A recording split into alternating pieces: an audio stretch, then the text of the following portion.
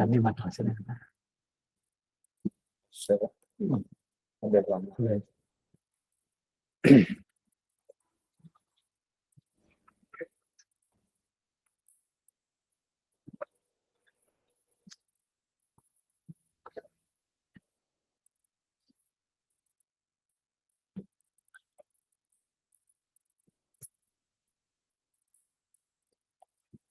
பகவான் ஸ்ரீ அரவிந்தர் அவர்களையும்,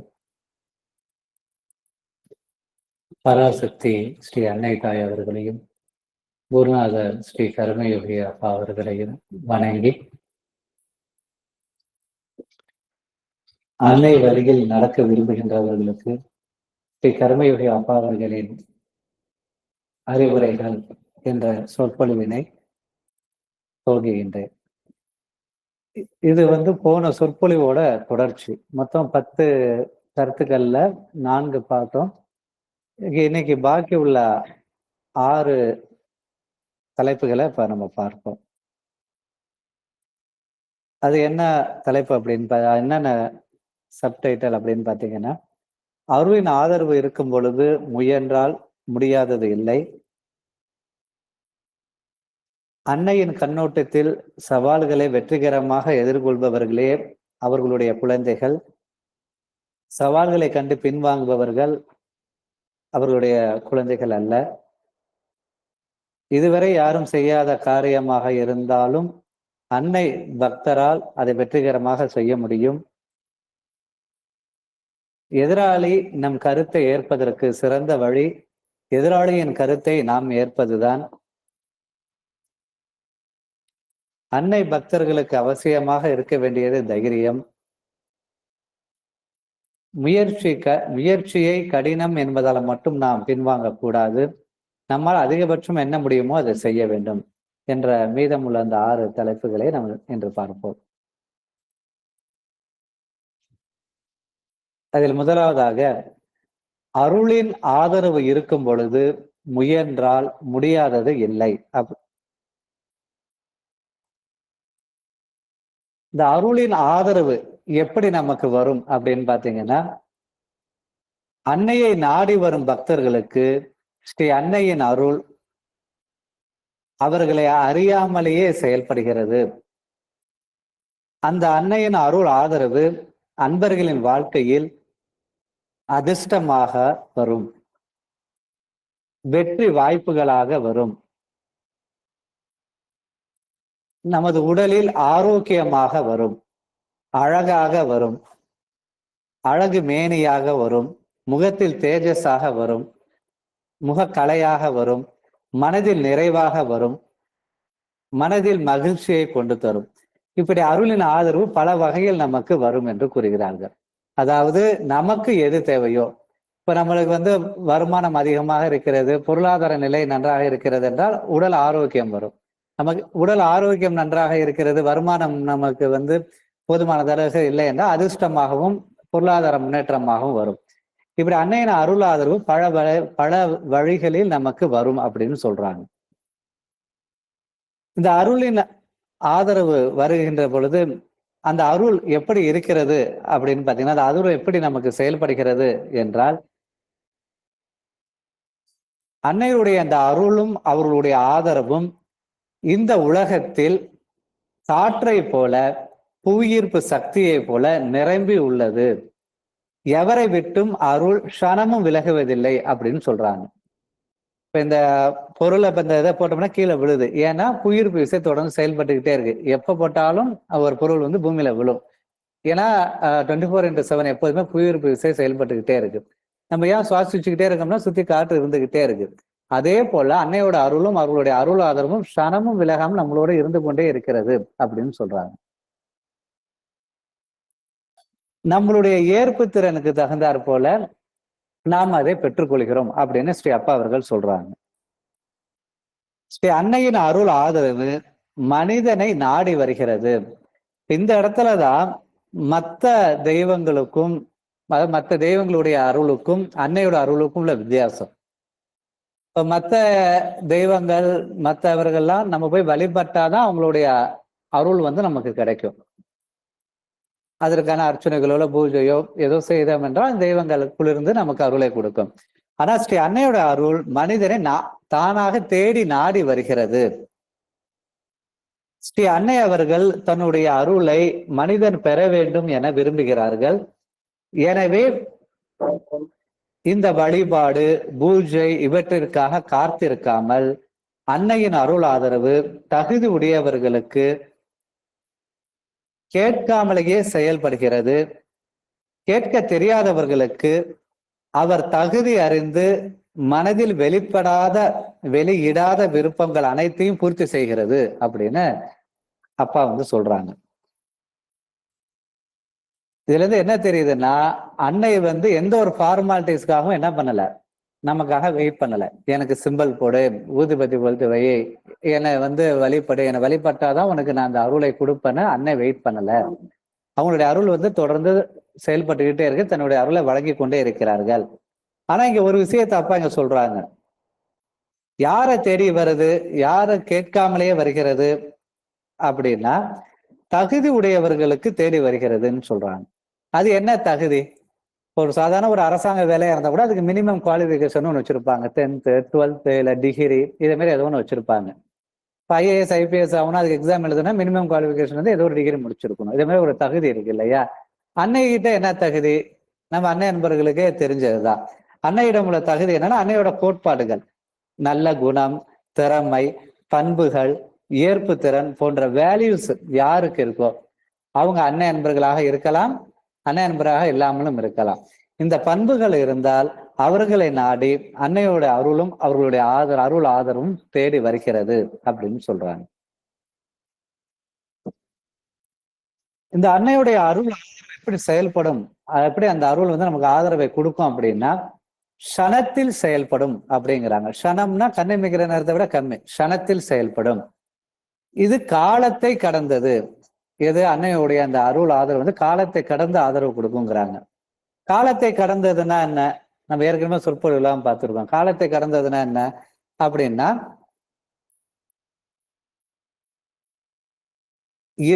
கடந்த காலத்தில் இழந்ததை மீட்டு தரக்கூடியது. பொதுவாக ஒரு காலத்துல பின்னாடி ஒண்ணு முடிஞ்சிருச்சுன்னா திரும்ப நமக்கு வராது. ஒரு வாய்ப்புகளோ அதிர்ஷ்டமோ எது வந்தாலும் அது போனதுதான், திரும்ப வராது. ஆனா அன்னையிடம் வந்த பிறகு இழந்த வாய்ப்புகள் மீண்டு வரும். அப்ப இறந்த காலம் நிகழ்காலத்துக்கு வருது. அடுத்தது 10 ஆண்டுகளுக்கு பிறகு அல்லது 5 ஆண்டுகளுக்கு பிறகு இல்ல 1 ஆண்டுகளுக்கு பிறகு வர வேண்டிய பலனை அன்னை முன்னதாக இப்பொழுதே கொடுத்துருவாங்க. அப்ப எதிர்காலம் நிகழ்காலத்துக்கு வந்துடுது. அப்ப எதிர்காலமும் சுருங்கி நிகழ்காலத்துக்கு வந்துடுது. அப்ப எதிர்காலத்தை கடந்து நிகழ்காலத்துல செயல்படுது, இறந்த காலத்தை கடந்து நிகழ்காலத்துல செயல்படுது. அதான் அன்னையுடைய அருள் ஆதரவு காலத்தை கடந்து செயல்படும் அப்படின்னு சொல்றதுக்கான விளக்கம் இதுதான்.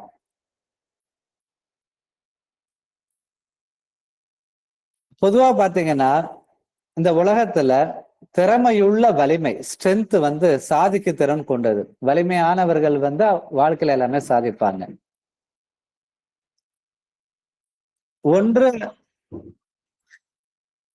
இந்த உலகத்துல சாதிக்கின்ற சக்தி வாய்ந்த ஒன்றாக என்னன்னா சாதிக்கக்கூடிய திறன் அதிகம், அந்த பவர் ஸ்ட்ரென்த் அப்படிங்கிறத பார்த்தோம். அடுத்து இரண்டாவதா எதை சொல்றாங்கன்னா உண்மையை சொல்றாங்க. உண்மைன்னா சின்சியாரிட்டி.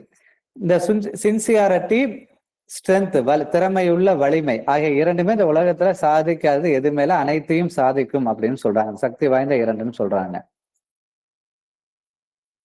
அப்படிப்பட்ட இந்த திறமையான வலிமை, ஸ்ட்ரென்த், சின்சியாரிட்டி, அதவால் சாதிக்க முடியாததையும் அன்னையுடைய அருள் ஆதரவு சாதிக்கும் அப்படின்னு சொல்றாங்க.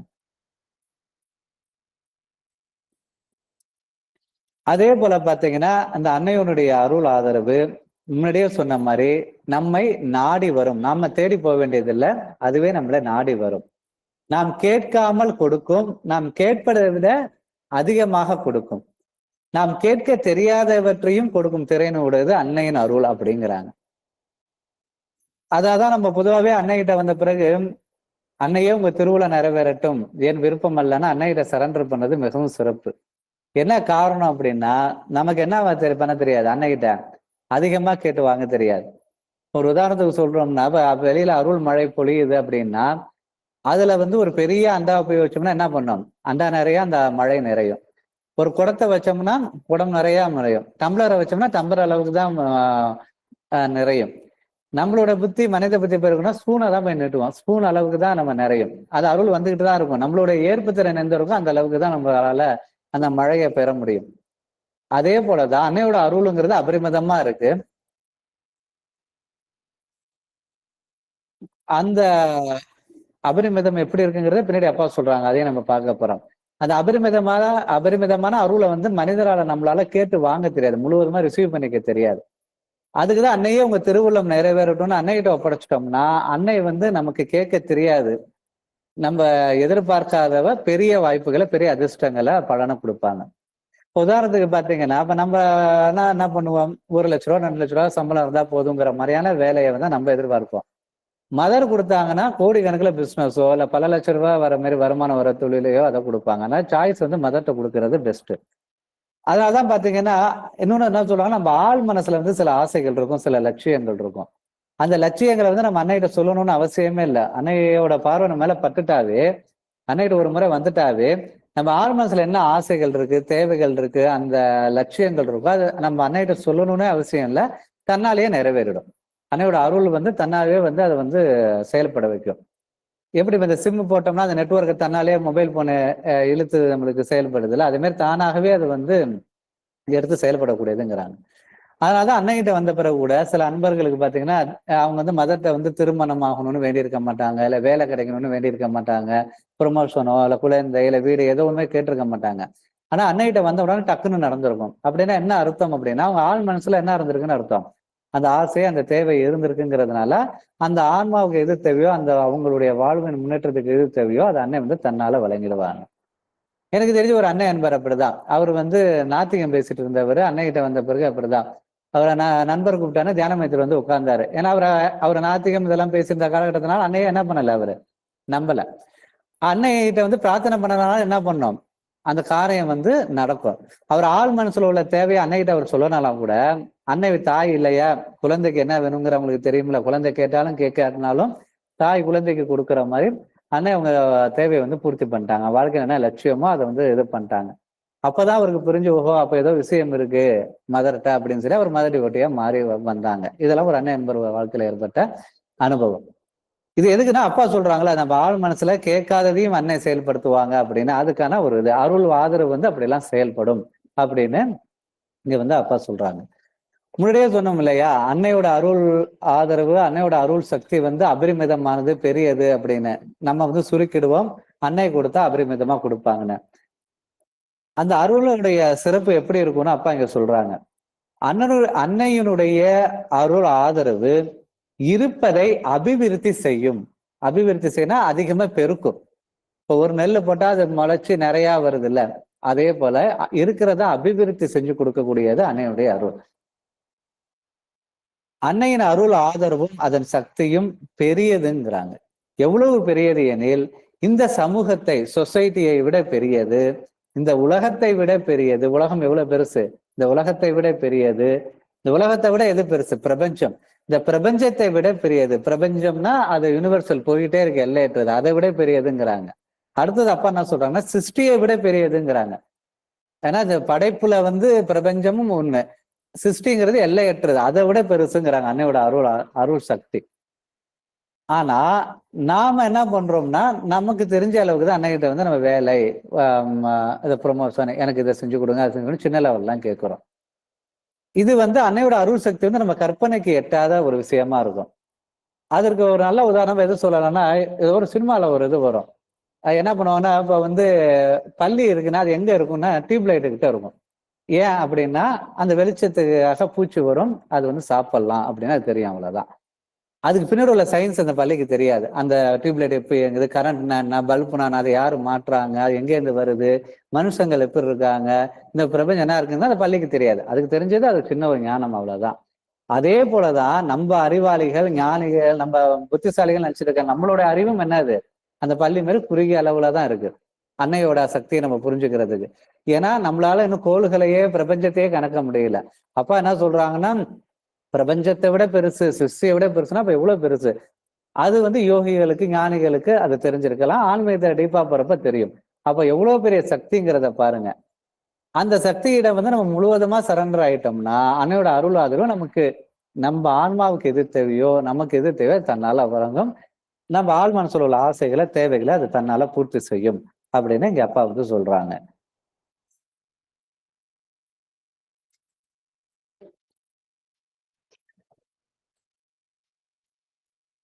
அந்த அருளின் ஆதரவு இருக்கின்ற பொழுது நாம ஒரு முயற்சி செய்யறோம் அப்படின்னா அந்த முயற்சி செஞ்சோம்னா அந்த முயற்சி கண்டிப்பா முடியும், முடியாது இல்லைன்னு சொல்றாங்க. இது வந்து நம்மளுடைய தனிப்பட்ட ஒரு வாழ்க்கைக்கு மட்டும் இது கிடையாது. இப்போ உதாரணத்துக்கு பாத்தீங்கன்னா, இப்ப நாம எல்லாம் அன்னை டிவோட்டியா இருக்கோம், அன்னையோட கோட்பாடுகளை பின்பற்றோம். இப்ப நமக்கு அன்னையோட அருள் ஆதரவு இருக்கா இல்லையா? இருக்கு. இப்ப நான் ஒரு எக்ஸாமுக்காக படிக்கிறேன், இல்ல ஒரு வேலைக்காக ட்ரை பண்றேன்னா அது வந்து பலன் கிடைக்கும். இது வந்து தனிப்பட்ட வாழ்க்கைக்கு மட்டும் இல்லாம உலக லெவல்ல நாடுகளுக்குமே இது பொருந்தும்னு சொல்றாங்க. சொல்லிட்டு அதுக்கு ஒரு உதாரணத்தை வந்து இங்க அண்ணா சொல்றாங்க. என்ன சொல்றாங்க அப்படின்னு பாத்தீங்கன்னா, அப்பா சொன்ன உதாரணத்தை இங்க அண்ணா குறிப்பிடுறாங்க. ஒரு வரலாற்று நிகழ்ச்சிய. அமெரிக்கா, சோவியத் யூனியன் இடையே பனிப்போர் வந்து நடந்துட்டு இருந்தது. அந்த பனிப்போருங்கிறது நமக்கு தெரியும். பனிப்போர்னா நேரடியா சண்டை போட்டுக்காம மறைமுகமா போர் இருக்கும். எப்படின்னா இவங்களும் 2 நாடுகளுமே அமெரிக்காவும் சரி, சோவியத் யூனியனும் சரி, ரஷ்யா ஒன்று இருந்த ரஷ்யாவா இருந்ததுல அதுவும். ராணுவத்தை பெருக்கிக்கிட்டாங்க, அணு ஆயுதங்களை பெருக்கினாங்க, பினாமி போர்கள் நடத்தினாங்க. இதனால உலகம் ஃபுல்லா ஒரு பதற்றம் இருந்துகிட்டே இருந்தது. எங்க 3ஆம் உலகப் போர் வந்துரும். ஏற்கனவே 2 உலகப் போர்கள் வந்து நாட்டுல நிறைய பாதிப்புகள்லாம் இருந்தது. ஏன்னா உலக லெவல்ல பொருளாதார பிரச்சனைகளும் வந்துகிட்டே இருந்தது. இந்த 3ஆம் உலகப் போர் வந்தா உலகம் தாங்காது அப்படிங்கிற சுச்சுவேஷன்ல இப்ப இந்த 2 நாடுகளுக்கு நடக்கிற இந்த மறைமுகமான இந்த பனிப்போரை வந்து நிறுத்தணும் அப்படின்னு நினைச்சாங்க. யாருன்னா ஸ்ரீ கர்மயோகி அப்பா வந்து நினைக்கிறாங்க. எப்படி நினைக்கிறாங்கன்னா அன்னையோட அருள் சக்தியால அதை வந்து நிறுத்தணும் அப்படின்னு நினைக்கிறாங்க. இந்த அமெரிக்காவுக்கும் அந்த சோவியத் யூனியனுக்கும் அந்த பனிப்போரை வந்து உலகத்தில் உள்ள எல்லா நாடுகளும் என்ன நினைச்சானே தீர்க்கவே முடியாது. ஏன்னா 2மே வல்லரசா இருந்தது. 2 பேரும் போட்டி போட்டுக்கிட்டு இருந்தாங்க. இது தீர்க்கவே முடியாது அப்படிங்கிற இருந்த எல்லா உலக நாடுகள்லாம் நினைச்சப்ப உலகத்தில் உள்ள எல்லாரும் கருதுனப்ப அன்னை மனது வைத்தால் அந்த பனிப்போரை முடிவுக்கு கொண்டு வரலாம் என்று ஸ்ரீ கர்மயோகி அப்பா அவர்கள் ஒரு முயற்சியை எடுத்தாங்க. அதுக்காக அவங்க என்ன செஞ்சாங்கன்னா international commission for peace and food என்ற ஒரு ஸ்தாபனத்தை ஏற்படுத்தினாங்க. எதுக்காகனா இந்த பனிப்போரை அமெரிக்காவுக்கும் ரஷ்யாவுக்கும் இடையில உள்ள பனிப்போரை முடிவுக்கு கொண்டு வரணும்னு. அப்பா நம்மளே ஒரு சாதாரண விஷயத்த செஞ்சா மதர்ட்ட சரண்டர் பண்ணி தான் செய்யறோம். அப்பா வந்து எவ்வளவு வந்து ஒரு ஸ்தாபனத்தை ஆரம்பிக்கிறாங்கன்னா எந்த அளவுக்கு அன்னையிட்ட சமர்ப்பணம் பண்ணி செஞ்சிருப்பாங்கிறது நம்ம சொல்லி தெரிய வேண்டியதில்லை. அது அன்னையோட அருள் ஆதரவோட அந்த செயலை செஞ்சதுனால அந்த ஸ்தாபனத்தோட இவங்க ஒரு இன்டர்நேஷனல் கமிஷன் ஆரம்பிச்சாங்க இல்லையா, அந்த ஸ்தாபனத்தோட முதல் கூட்டம் ஆரம்பிக்கிறதுக்கு முன்பாகவே ஜெர்மனியில புரட்சி ஏற்பட்டு அங்குள்ள கம்யூனிஸ்ட் ஆட்சியில எதிராக மக்கள் எல்லாம் புரட்சி செஞ்சு அந்த பெர்லின் சுவர் மேற்கு ஜெர்மனி கிழக்கு ஜெர்மனி 2ஆ பிரிச்சு வச்சிருந்தாங்க அந்த வல்லரசுக்குள்ள போட்டியினால. அந்த பெர்லின் சுவரை வந்து இடிக்கப்பட்டு கிழக்கு ஜெர்மனியும் மேற்கு ஜெர்மனியும் பிரிக்கப்பட்ட அந்த ஒரு நாடு 2ஆ பிரிக்கப்பட்டது மீண்டும் ஒரே நாடா இணைஞ்சிருச்சு. அந்த சோவியத்துல வந்து கம்யூனிசம் வந்து ஆட்சியை இழந்தது. கிழக்கு ஐரோப்பிய நாடுகள் எல்லாமே கம்யூனிஸ்ட் ஆட்சியிலிருந்து விடுதலை பெற்றாங்க. இதனால அந்த பனிப்போரும் முடிவுக்கு வந்தது. அந்த பனிப்போருக்கான அடிப்படையே இல்லாம போயிடுச்சு. அந்த பனிப்போருக்கு ஒரு அடையாளமா இருந்த அந்த பெர்லின் வாலும் இடிக்கப்பட்டது. இதுல இருந்து நமக்கு என்ன தெரியுது அப்படின்னா, விஷயம் எவ்வளவு பெரியதாக இருந்தாலும் சரி, அன்னையுடைய அருள் இருந்தால், அன்னையோட அருள் ஆதரவு இருந்தால், நம்ம செயல்படுறதுக்கு முன்னாடியே என்ன பண்ணிடும்? அருள் செயல்பட்டு அந்த பிரச்சனையை தீர்த்திடும். அதாவது பாருங்க, உலக நாடுகளுக்கு இடையே உள்ள ஒரு வல்லரசுகளுக்கு இடையே உள்ள பிரச்சனையை தீர்க்கிற அளவுக்கு அன்னையோட அருளுக்கு வந்து சக்தி இருக்கு. அப்படின்னா நம்ம சாதாரண சின்ன சின்ன விஷயம்லாம் எந்த அளவுக்கு அப்படிங்கறது பாருங்க. அன்னைகிட்ட சாதாரணமா நம்ம வந்து பூர்த்தி ஆகும். அதே போல அருளின் ஆதரவு இருந்தால் தடையான காரியங்களில் தடை நீங்கி, அதாவது நமக்கு ஏற்ப ஒரு தடை வருதுன்னா ஒரு செயல ஒரு தடை வருதுன்னா அந்த தடை நீங்கி அந்த காரியம் வந்து பூர்த்தி ஆகும். அதுக்கு வந்து ஒரு அன்னை அன்பரோட வாழ்க்கையில நடந்த ஒரு அனுபவத்தை இங்க குறிப்பிடலாம். ஒரு அன்னை அன்பர் குடும்பத்துல வந்து சிஏ சார்ட்டர்ட் அக்கௌண்டன்ட் எக்ஸாம் வந்து தேர்வு எழுதிக்கிட்டு இருந்தாரு. சிஏவுக்கு ப்ரிப்பேர் ஆகி எழுதிட்டு இருந்தாங்க. அதுல ஒரு பரீட்சை எழுத போறதுக்கு முத நாள் என்ன பண்ணாரு அப்படின்னா அவர் வந்து பழாப்பழம் சாப்பிட்டாங்க. அந்த பலாப்பழம் சாப்பிட்டதுனால அவருக்கு வந்து வயிறுல பிரச்சனை ஏற்பட்டு டிசென்ட்ரி, வயிற்றுப்போக்கு ஏற்பட்டுருச்சு. அதனால இரவு முழுவதுமே அந்த மருத்துவமனையில அனுமதிக்கப்பட்டிருந்தாங்க. அவங்களுக்கு ட்ரீட்மெண்ட் போகுது. அதெல்லாம் அவரு பரீட்சைக்கெல்லாம் ப்ரிப்பரேஷன் ஆகல. அவர் உடம்புல வந்து எனர்ஜி எல்லாம் நீர் சத்துலாம் குறைஞ்சு போச்சு. அப்ப வந்து அவர் என்ன சொல்றாருன்னா, அவரால உட்கார்ந்து பரீட்சை எல்லாம் எழுத முடியாது அப்படின்னு அவர் சொல்றாரு. அப்ப அந்த அந்த பையனோட தந்தை வந்து அன்னையோட நல்ல சிவியரான டிவோட்டி, தீவிரமான அன்னை என்பார். அவர் என்ன சொல்றாருன்னா, நீங்க மதர்ட்ட சொல்லிட்டு போய் எழுது, மத்தத மதர் பார்த்துப்பாங்க அப்படின்னு சொல்றாங்க. அப்ப டாக்டர்ட்டயும் இவங்கள்ட்ட என்ன சொல்றாங்கன்னா, நீங்க ஒண்ணும் இல்ல, இவருக்கு வந்து இந்த எக்ஸாம் மட்டும் போய் அட்டெண்ட் பண்ற அளவுக்கு ஏதாச்சும் பண்ணி விடுங்க அப்படின்னு சொல்றாங்க. இன்ஜெக்ஷன்லாம் போடுறாங்க. அவனால எழுத முடியுமான்னு தெரியல அப்படிங்கிற மாரி டாக்டரும் சொல்றாங்க. அந்த பையன என்னால முடியாது, நான் போய் எக்ஸாம்லாம் எழுத முடியாதுன்னு சொல்றாரு. அப்புறம் அன்னைகிட்ட அவர் தந்தை சொல்றாரேன்ட்டு இவர் என்ன பண்றாருன்னா, போய் எக்ஸாம் வந்து அட்டெண்ட் பண்றாங்க மதர்ட்ட சொல்லிட்டு. அப்புறம் எக்ஸாம் எழுதுறாராம். அவருக்கு என்ன எழுதுனாருன்னு அவருக்கே தெரியலையாம் ஆன்சர்லாம். ஏன்னா அவருக்கு வந்து உடம்பு முடியாம எழுதுறாங்க இல்லையா? அதனால சாதாரணமா இருக்கிறவங்களுக்கே எழுத முடியாதா, டிசென்ட்ரி போனவங்களுக்கு நீர்ச்சத்து குறைஞ்சிருக்கும், மயக்க நிலையில இருக்கும். அவர் என்ன எழுதுனா நைட்டு ஃபுல்லா இரவு ஃபுல்லா தூங்காம ஆஸ்பத்திரியில வேற இருந்திருக்காங்க. அப்படி இருக்க சுச்சுவேஷன்ல போய் எக்ஸாம் எழுதிட்டு வராங்க. வந்துட்ட பிறகு மதர் சென்டர் விட்டுட்டாங்க. ரிசல்ட் வருது. ரிசல்ட் வரப்ப என்ன ஒரு மிராக்கிள் அன்னையோட அருள் எப்படி செயல்பட்டிருக்குன்னு பார்த்தீங்கன்னா, அவரு எழுதின அந்த எக்ஸாம்லயே அவர் இந்த உடம்பு முடியாம போய் எக்ஸாம் எழுதினாரு இல்லையா? அதுல தான் அதிக மார்க் எடுத்து பாஸ் ஆயிருந்தார். அப்ப அன்னையோட அருள் ஆதரவு இருந்தா, நம்ம முயற்சி பண்ணா என்ன பண்ணிடும் அது வந்து முடிஞ்சிரும். அண்ணன் நிறைவேத்தி குடுப்பாங்கங்கிறதுக்கு அது ஒரு வாழ்க்கையில கும்பகோணத்துல ஒரு அண்ணன் என்பவர் வாழ்க்கையில நடந்த ஒரு அனுபவத்த இங்க குறிப்பிடுறாங்க. அதே போல பார்த்தீங்கன்னா, மதர் எஸ்டேட் இருக்கு இல்லையா? அப்பாவோட அந்த எஸ்டேட். அதுக்கு வந்து ஒரு ஃபண்ட் ஒண்ணு கவர்மெண்ட்ல இருந்து ஒரு இழப்பீடு தொகை, நிலம் சம்பந்தமான தொகை, இழப்பீடு தொகை வர வேண்டியது இருந்தது. அது ஒரு பெரிய தொகை. அது வரதுக்கு என்ன பண்ணாங்கன்னா, தாசில்தார் வந்து அந்த ஃபண்ட வந்து ஒரு கையெழுத்து போட்டு ரிலீஸ் பண்ணணும். செக் வந்து ரிலீஸ் பண்ணணும். அவர் வந்து என்ன பண்றாருன்னா, திம்பளம் எதிர்பார்த்துக்கிட்டு, லஞ்சம் எதிர்பார்த்துட்டு அந்த இது ரிலீஸ் பண்ண மாட்டாங்க. இது ஏற்கனவே இந்த அனுபவ ஸ்பீச்ல சொல்லியிருப்பேன்னு நெனைக்கிறேன். அப்ப அவங்க என்ன சொல்றாங்க அப்படின்னா, அ கருமேகப்பா கிட்ட போய் சொன்னோனே, நம்ம லஞ்சம்லாம் குடுக்கக்கூடாது. மதர்ட்ட சொல்லிட்டு விடு. அருள் பார்த்துக்கும் அப்படின்னு சொல்லிடுறாங்க. அப்ப அருளோட ஆதரவு அங்க செயல்படுறப்ப என்ன ஆகுது அப்படின்னா, ஒரு எலக்ஷன் வருது. எலக்ஷன் அப்ப தாசில்தார்லாம் வேற வேற இதுக்கு மாத்துவாங்க. அப்ப பொறுப்பேத்துக்கிற அந்த தாசில்தார் வந்து என்ன பண்ணிட்டாங்கன்னா, ஆ இந்த இத வந்து செக்க வந்து கிளியர் பண்ணி கையெழுத்து போட்டு குடுத்துர்றாங்க. அமௌண்ட் வந்து வருது. அப்ப அன்னையோட அருள் ஆதரவு இருக்கிறப்ப, ஆ லஞ்சம் குடுத்தா தான் ஒரு காரியம் நடக்குங்கிறது மாறி, வேற ஒரு தாசில்தார் வந்து அத வந்து கிளியர் பண்ணி குடுக்கிறத நம்ம பார்க்க முடியுது.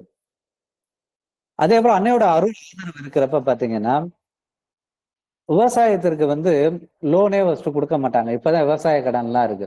முதல்ல ஸ்ரீ கர்மயோகா அப்பா தான் வந்து பேங்க்ல வந்து லோன் கேட்டு அதுக்கான ப்ராசஸிங்க வந்து மெனக்கெட்டாங்க.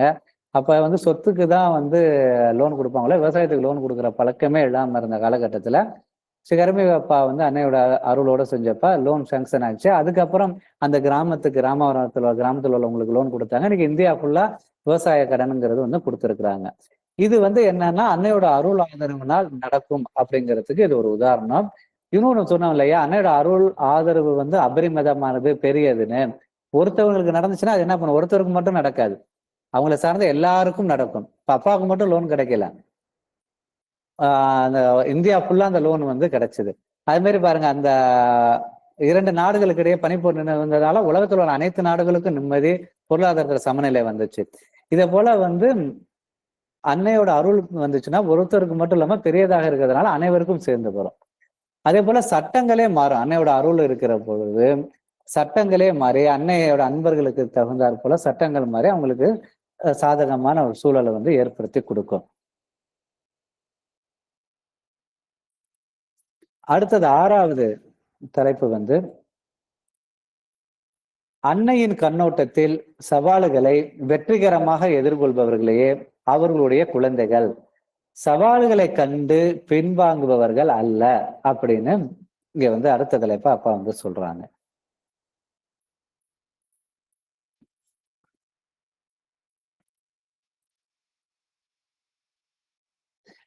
ஏன்னா, பகவானும் அன்னையும் செஞ்ச இந்த யோகமே வந்து ஒரு சவால்கள் நிறைஞ்ச ஒரு யோகம் தான். அதுவும் அன்னைக்கு வந்து ஏகப்பட்ட சவால்கள் இருந்தது. அதெல்லாம் மீண்டு வந்துதான் அன்னை வந்து இந்த யோகத்துல, அந்த ஆன்மீகத்துல மிகப்பெரிய சாதனை வந்து படைச்சாங்க. அதனால அவர் குழந்தைகளாகிய நாமும் சவால்களை வந்து வெற்றிகரமா சாதிக்கணும், எதிர்கொள்ளணும், அதை நினைச்சு பின்வாங்க கூடாதுங்கிறது அன்னையோட விருப்பமா இருக்கும். இப்போ உதாரணத்துக்கு பாத்தீங்கன்னா, அன்னை வந்து சின்ன பிள்ளையில இருந்தே அவங்களுக்கு இந்த ஆன்மீக நாட்டம்லாம் இருந்தது. அவங்க வந்து அந்த இறைவனை வந்து வெளியில தேடிக்கிட்டே இருந்தாங்க. இறைவன் எங்க இருக்கிறாரு, எப்படி இருக்காருன்னு. அவங்க வந்து கிறிஸ்துவ நாட்டுல பிறந்தால கிறிஸ்டினுங்கிறதுனால அவங்களோட வழிபாட்டு முறைகள் அதுலலாம் ஆன்மீகம் வந்து இந்த அளவுக்கு விஷயங்கள் வந்து பெருசா இருக்காது. அவங்க வெளியில தான் உருவங்களை வெளியில தான் இறைவனை தேடிட்டு இருந்தாங்க. அப்போ வந்து இந்தியால இருந்து போன ஒரு டூரிஸ்ட் வந்து என்ன சொல்றாரு அப்படின்னா, இறைவன் எங்க இருக்கார்? உள்ளே இருக்கிறார். உள்ளார உள்ள இறைவனை தேடுங்க அப்படின்னு சொல்றாங்க. கீதையை படிக்க சொல்றாங்க. அப்ப படிச்சு இறைவனை வந்து உள்ளார தீவிரமா தேடி வந்து இறைவனை வந்து உள்ளுக்குள்ளார இறைவனை வந்து காண்றாங்க. அப்ப வந்து அவங்களுக்கு வந்து இறைவன் எங்க இருக்கிறாருங்கிற சவால்களை வந்து அவர் கண்டுபிடிச்சு மீண்டும் அதுல இருந்து வராங்க. அதே போல பாத்தீங்கன்னா, அடுத்த சவால்கள் அப்படின்னு பாத்தீங்கன்னா, அவங்களுக்கு கண்ண மூடி உட்கார்ந்துருக்கிறப்பெல்லாம் ஒரு உருவத்தை வந்து அவங்களுக்கு ஒரு தாடி வச்சுட்டு ஒரு உருவம் வந்து அவங்களுக்கு வந்து தெரியும். அது என்ன பகவானோட உருவம். அதை வந்து அவங்க கிருஷ்ணா அப்படின்னு பேர் வச்சுட்டு அவங்கள வந்து அவங்க வந்து நினைச்சுக்கிட்டே குருவா நினைச்சு அவங்க வந்து ஃபாலோ பண்ணிக்கிட்டே இருந்தாங்க தியானத்துல. இது உங்களுக்கு எல்லாம் தெரிஞ்சிருக்கும், நிறைய சொற்பொழிவுகள்ல கேட்டிருப்பீங்க. அப்ப அவங்க என்ன பண்றாங்கன்னா, தியோன் அப்படிங்கிறவரும் அவர் இதே மாதிரி தாடி வச்சுட்டு இருந்ததுனால அவர் தான் குருன்னு நினைச்சிட்டு அவங்கள்ட்ட போய் அவங்க சிஷியாட்டம் இருக்கிறாங்க. ஆனா தியோனுங்கிறவர் யார் அப்படின்னா, இருளின் தலைவன், ஈவில் பர்சோட சக்தி. அவரு வந்து என்ன பண்றாரு அப்படின்னா, சில விஷயங்கள்ல வந்து ஒரு சூட்சும உலகத்துல போய் அவங்க வந்து இந்த ஆன்மீக விஷயங்களை ஒரு ஒரு விஷயங்களை அன்னை கத்துக்கிறப்ப அதை வந்து அப்பதான் உங்களுக்கு வந்து தெரியுது இவர் வந்து ஒரு ஈவில் ஃபோர்ஸ் அப்படிங்கிறது தெரியுது. அப்ப அந்த சவால்கள்ல இருந்து என்ன பண்றாங்க, மீண்டு வந்து அந்த அவரோட அந்த தீய சக்திகள் இருந்தும் அவங்க மீண்டு வந்து அன்னை வந்து வராங்க. அதுக்கு பிறகு ஃபைனலா வந்து பகவானை வந்து அவங்க வந்து சந்திக்கிறாங்க. அவங்க அந்த குரு, நான் தேடின குரு இவங்க தான் சொல்லி சாஷ்டாங்கமா சார் சொன்ன மாதிரி நமஸ்காரம் பண்ணி பகவானை சரணடைகிறாங்க. அப்ப அவங்க வாழ்க்கையில எவ்வளவு சவால்கள் பாருங்க. அதாவது இறைவனை தேடுறதுலயும் சவால். ஏன்னா அவங்க கிறிஸ்டியனா இருந்தாங்க, வெளிநாட்டுல இருந்ததுனால அந்த ஆன்மீகம் இது வந்து இங்க அவங்களால புரிஞ்சுக்க முடியாததுனால அவங்க சவால்களை சந்திச்சு அவங்க தேடி அப்புறம் கண்டுபிடிச்சாங்க. அது தனக்கான குருவை போய் அடைகிறதுலயே அவங்களுக்கு சவால்கள் இருந்தது. ஒரு தவறான ஒரு நபரை குருன்னு நினைச்சு ஒரு ஈவில் போர்ஸ்ட போய் திரும்ப அங்கிருந்து மீண்டு வந்து திரும்ப பகவானை வந்து தேடி வந்து அவங்க வந்து அடையிறாங்க. அதே போல ஆசிரமங்கள் அன்னை அரவிந்த ஆசிரமம் ஆரம்பிச்சப்பே அவங்களுக்கு நிறைய சவால்கள் இருந்தது. ஏன்னா பகவான் கூட சேர்ந்து நிறைய பங்காளிஸ் எல்லாம் இருந்தாங்களாம். அப்ப அவங்களுக்கான சாப்பாட்டு செலவு இதெல்லாம் சமாளிக்கவே முடியலையா. அப்ப வந்து அன்னை என்ன பண்ணாங்கன்னா, அவங்களுடைய அந்த புடவைகள் எல்லாம் கூட வித்து வந்து அவங்க பணம் ஈட்டி அதுல எல்லாம் கூட சமையல் சாப்பாடுலாம் செஞ்சு கொடுத்ததா வந்து எழுதியிருக்கிறாங்க.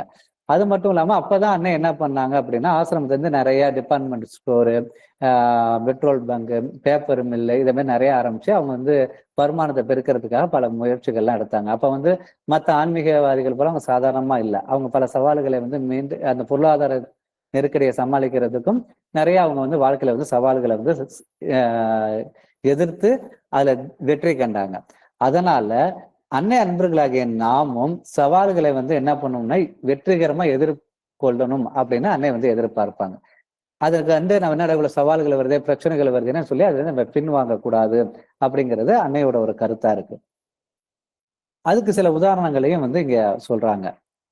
ஆங்கிலேயர்களை விரட்டியே தீருவேன் என்ற சவாலை நேதாஜி சுபாஷ் சந்திர போஸும் காந்தியடிகளும் மேற்கொண்டு அதுல வெற்றியும் கண்டார்கள். அதே போல உலகத்தின் அசுரனாக விளங்கிய ஹிட்லரை முறியடிப்பேன் என்ற சவாலை இங்கிலாந்தின் சர்ச்சில் எதிர்கொண்டு அதனை வெற்றி பெற்றார்.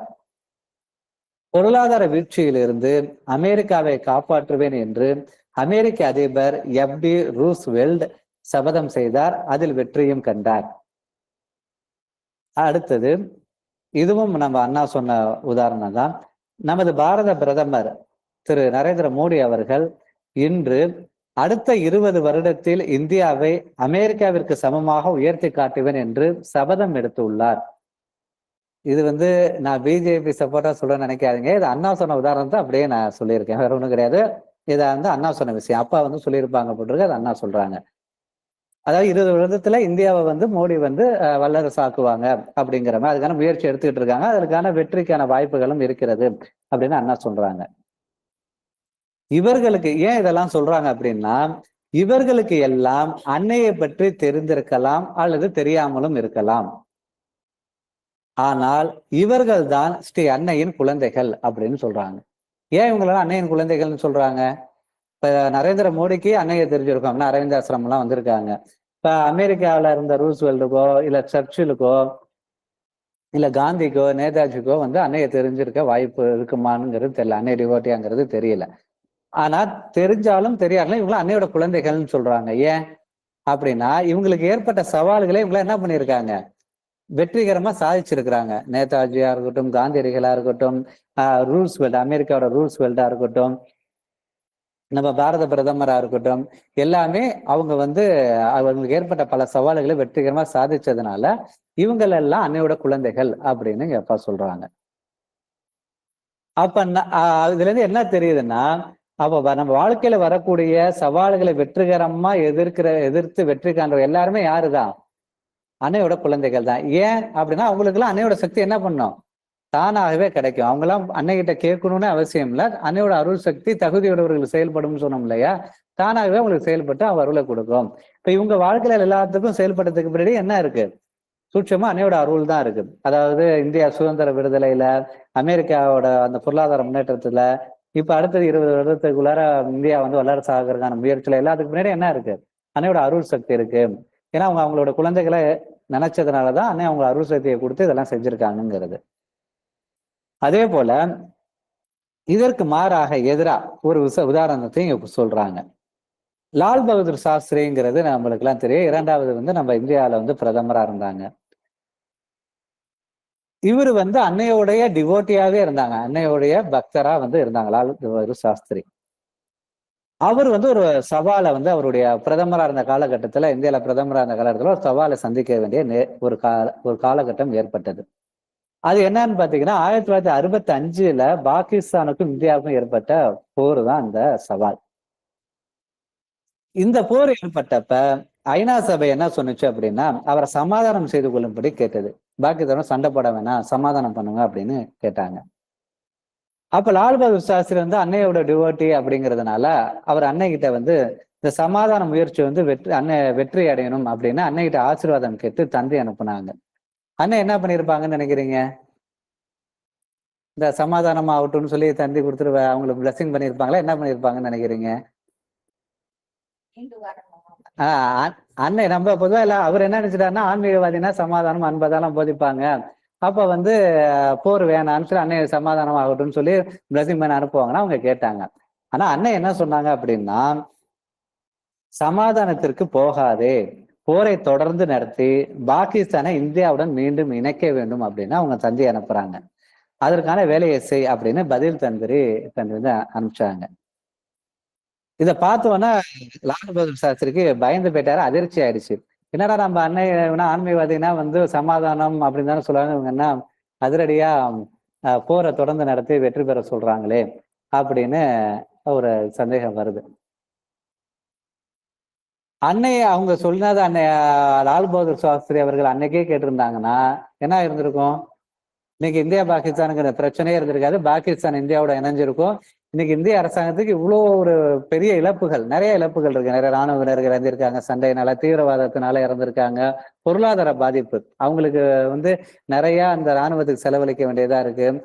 நிறைய தேவையில்லாத செலவுகள்லாம் இருக்கு. அதெல்லாம் குறைச்சி 2 நாடும் பாகிஸ்தானும் சாப்பாட்டுக்கே இல்லாம கஷ்டப்படுறாங்க. அங்க இருந்த மக்களும் ஒரு காலத்துல இந்தியர்களா இருந்தவங்க தான். இப்ப அவங்க இந்த நாடும் கஷ்டப்படுது, நம்ம ஓரளவுக்கு வல்லரசு நோக்கி வளர்ந்துகிட்டு இருக்கோம். இருந்தாலும் தேவையில்லாத இடைகள், பிரச்சனைகள், முன்னேற்றத்துக்கான வேகம் வந்து குறையுது. இதெல்லாம் இல்லாம அப்பயே நாடு நல்லா முன்னேறி இருக்கும், வல்லரசா இருக்கும், பாகிஸ்தான் இந்தியாவோட இணைஞ்சிருக்கும். இதெல்லாம் உணர்ந்துதான் அன்னை வந்து அது சொன்னாங்க. ஏன்னா நம்ம வந்து அன்னை வந்து எப்போதுமே வந்து அன்பாவும் சமாதானமா தான் இருப்பாங்கன்னு நம்ம வந்து என்ன பண்ணக்கூடாது, நினைக்க கூடாது. அன்னை வந்து என்ன பண்ணும், அன்னையோட அருள் வந்து அதிரடியாவும் என்ன பண்ணும், செயல்படும். இதுக்கு இன்னொரு உதாரணத்தை கூட சொல்லலாம். ஏற்கனவே இந்த ஸ்பீச்ல எல்லாம் சொல்லியிருக்கேன். ஒரு அன்னை பக்தர் வந்து பல்வலியோட போனாங்களாம் மதரை பாக்குறதுக்கு. போன உடனே மதர் என்ன பண்ணாங்கன்னா அன்னைகிட்ட போய் ஆசிரமம்னா பொல்லையான அரைஞ்சிட்டாங்களாம் மதர். போனோன்னா அவங்களுக்கு ரொம்ப டென்ஷன் ஆகி வெளில என்ன இந்த அம்மா போய் பார்க்க போனவங்க வந்து நம்மள அரைஞ்சிட்டாங்க இப்படி ஆன்மீகவாதிங்கிறாங்க என்ன அப்படின்ட்டு இப்போ கோவம் வச்சுட்டு பிளஸிங் அம்மா கீழே வந்துட்டாங்களாம். கீழே வந்தோடனே இது மாதிரி சொல்றாங்க, என்ன நான் உங்களுக்கு பிளஸிங் வருதா போனோம் அடைச்சிட்டாங்க அப்படிங்கிறப்ப அந்த நண்பர் கேட்டாங்களாம், சரி இப்ப பல்வலி என்ன ஆச்சுன்னு. பல்வலி போயிடுச்சு அப்படின்னாங்களாம். அந்த பல்வலி போறதுக்கு மதர் என்ன பண்ணிருக்காங்க, அடிச்சிருக்காங்க. அடிச்சாலும் குப்புற வந்தாலும் அன்னைகிட்ட என்ன அது அதிர்ஷ்டம் தான். அதாவது சில பிள்ளைங்களை அன்பா சொல்லி திருத்தணும், சில குழந்தைங்களை அடிச்சு திருத்தணும். அதே போல அந்தந்த ஆன்ம பக்குவத்திற்கு தகுந்தாற் போலதான் அன்னையோட அருள் வந்து செயல்படும். அதே போலதான் வந்து பாத்தீங்கன்னா அந்த அண்ணன் என்ன பண்ணாங்கன்னா பாகிஸ்தான் வந்து அன்பாவோ சமாதானம் நடத்தினா கதைக்கு ஆகாது. அவங்க எப்போதுமே என்னது, அவங்க வந்து ஒரு வன்முறையை விரும்பக்கூடியவங்க. அந்த எந்த அந்த பாகிஸ்தான் நாடுங்கிறதுனால அதிரடியா தான் செயல்படணும்னு சொல்லி அவங்க வந்து தொடர்ந்து போரை நடத்த அதுல வெற்றி கொள்ள என்னோட ஆசீர்வாதம் அப்படின்னு சொன்னாங்க. அப்ப அன்னையோட அருள் சக்தியோட அவர் தொடர்ந்து நடத்தியிருந்தாங்கன்னா, போரை தொடர்ந்து நடத்திருந்தாங்கன்னா என்ன பண்ணிருப்பாங்க அவங்க? அந்த போர்ல ஜெயிச்சிருக்கும், பாகிஸ்தான் இந்தியாவோட இணைஞ்சிருக்கும். ஆனா அவர் என்ன பண்ணாருன்னா, போரை தொடர்ந்து நடத்தணுங்கிற அன்னையோட பேச்சை கேட்காம, ஏன்னா ஐநாவை எதிர்க்கிறபடி ஆயிடும், உலக அரசோட நிர்பந்தத்தினால அவர் என்ன பண்ணாருன்னா, அன்னை சொல்வதை கேட்காம ஐநா சபையோட பேச்சை கேட்டு அவர் சமாதானத்துக்கு வந்து போரை நிறுத்திட்டாரு. அதனால ஐநா சபை வந்து லால் பகதூர் சாஸ்திரியை பாராட்டினது, உலகம்லாம் லால் பகதூர் சாஸ்திரியை பாராட்டினாங்க. அப்படி பண்ண பிறகு என்ன ஆனாருன்னு பாத்தீங்கன்னா, ஒரு மர்மமான முறையில வந்து அவர் வந்து இப்போ வந்து உஸ்பெகிஸ்தான் அப்படிங்கிற நாடு, அப்போ வந்து சோவியத் யூனியன்ல ஒரு ரஷ்யால ஒரு யூனியன் பிரதேசத்துல ஒரு அங்கமா இருந்தது. அங்க போயிருந்தப்ப லால் பகதூர் சாஸ்திரி வந்து மர்மமான முறையில என்ன பண்ணிடுறாரு, அவரு இறந்துட்டாரு. அதுக்கு பிறகு அவர் எப்படி இறந்தாருன்னு கூட இன்ன வரைக்கும் தெரியல. அது ஒரு பிற உலக அரசியல் அதுக்கு பின்னாடி இருக்கு அப்படின்னு சொல்றாங்க. இப்ப இதுல இருந்து என்ன தெரியுதுன்னா, இது வந்து அன்னையோட தண்டனை நம்ம எடுத்துக்க கூடாது. அதாவது அன்னைய பேச்சை கேட்டு அவர் போரை நடத்தாதனால அவர் இறந்துட்டாரு அப்படின்னு நம்ம தப்பா எடுத்துக்க கூடாது. அன்னை எப்போதுமே என்ன பண்ண மாட்டாங்க, யாரையுமே தண்டிக்க மாட்டாங்க. இவருக்கு இதை பேர் மரணங்கள்லாம் வரக்கூடாது அப்படிங்கிறதுக்காக கூட மதர் என்ன பண்ணிருக்கலாம், முன்னதாகவே வந்து இந்த போரை நடத்துன்னு சொல்லியிருப்பாங்க. அப்ப அரசியல் சூழலே வேற போல மாறி இருந்திருக்கலாம். அப்ப அன்னையோட ஆதரவுக்கு அவருக்கு ஒத்துழைப்பு கொடுக்காதனால வாழ்வு என்ன பண்ணிடுச்சு, அவருக்கு வந்து தண்டனை அன்னை தண்டனை கொடுக்க மாட்டாங்க, வாழ்வு அவருக்கு தண்டனையை வந்து கொடுத்துருச்சு. அப்ப இவரு வந்து அன்னையோட அன்னையோட குழந்தையாகவே இருந்தாலும் கூட அன்னையோட பார்வையில் அவர் யாரு, அவர் வந்து அன்னையோட குழந்தையாக இருக்க அவரு தவறிவிட்டார். அதாவது அன்னையின் ஆசீர்வாதத்தை கேட்பதால் மட்டும் நாம் அன்னையோட குழந்தைகளாக ஆகிவிட மாட்டோம், ஆகிவிட முடியாது. அன்னையின் சொல்லுக்கு கட்டுப்பட்டவர்கள் தான் அன்னையின் உண்மையான குழந்தைகள். அதாவது அன்னையோட சொல்லுனா அன்னை சொல்றதை கேட்டு அப்படியே பின்பற்றி நடக்கிறது, அன்னையோட கோட்பாடுகளை பின்பற்றி செயல்படுறவங்க தான் உண்மையான அன்னையோட குழந்தைகள் அப்படிங்கிற விஷயத்த இங்க சொல்றாங்க. இன்னொன்னு, அன்னையோட அருள் வந்து எப்போதும் அமைதியாகவும் இருக்காது, அதிரடியாகவும் செயல்படுங்கிறத நம்ம இதுல இருந்து நம்ம பார்க்க முடிகிறது.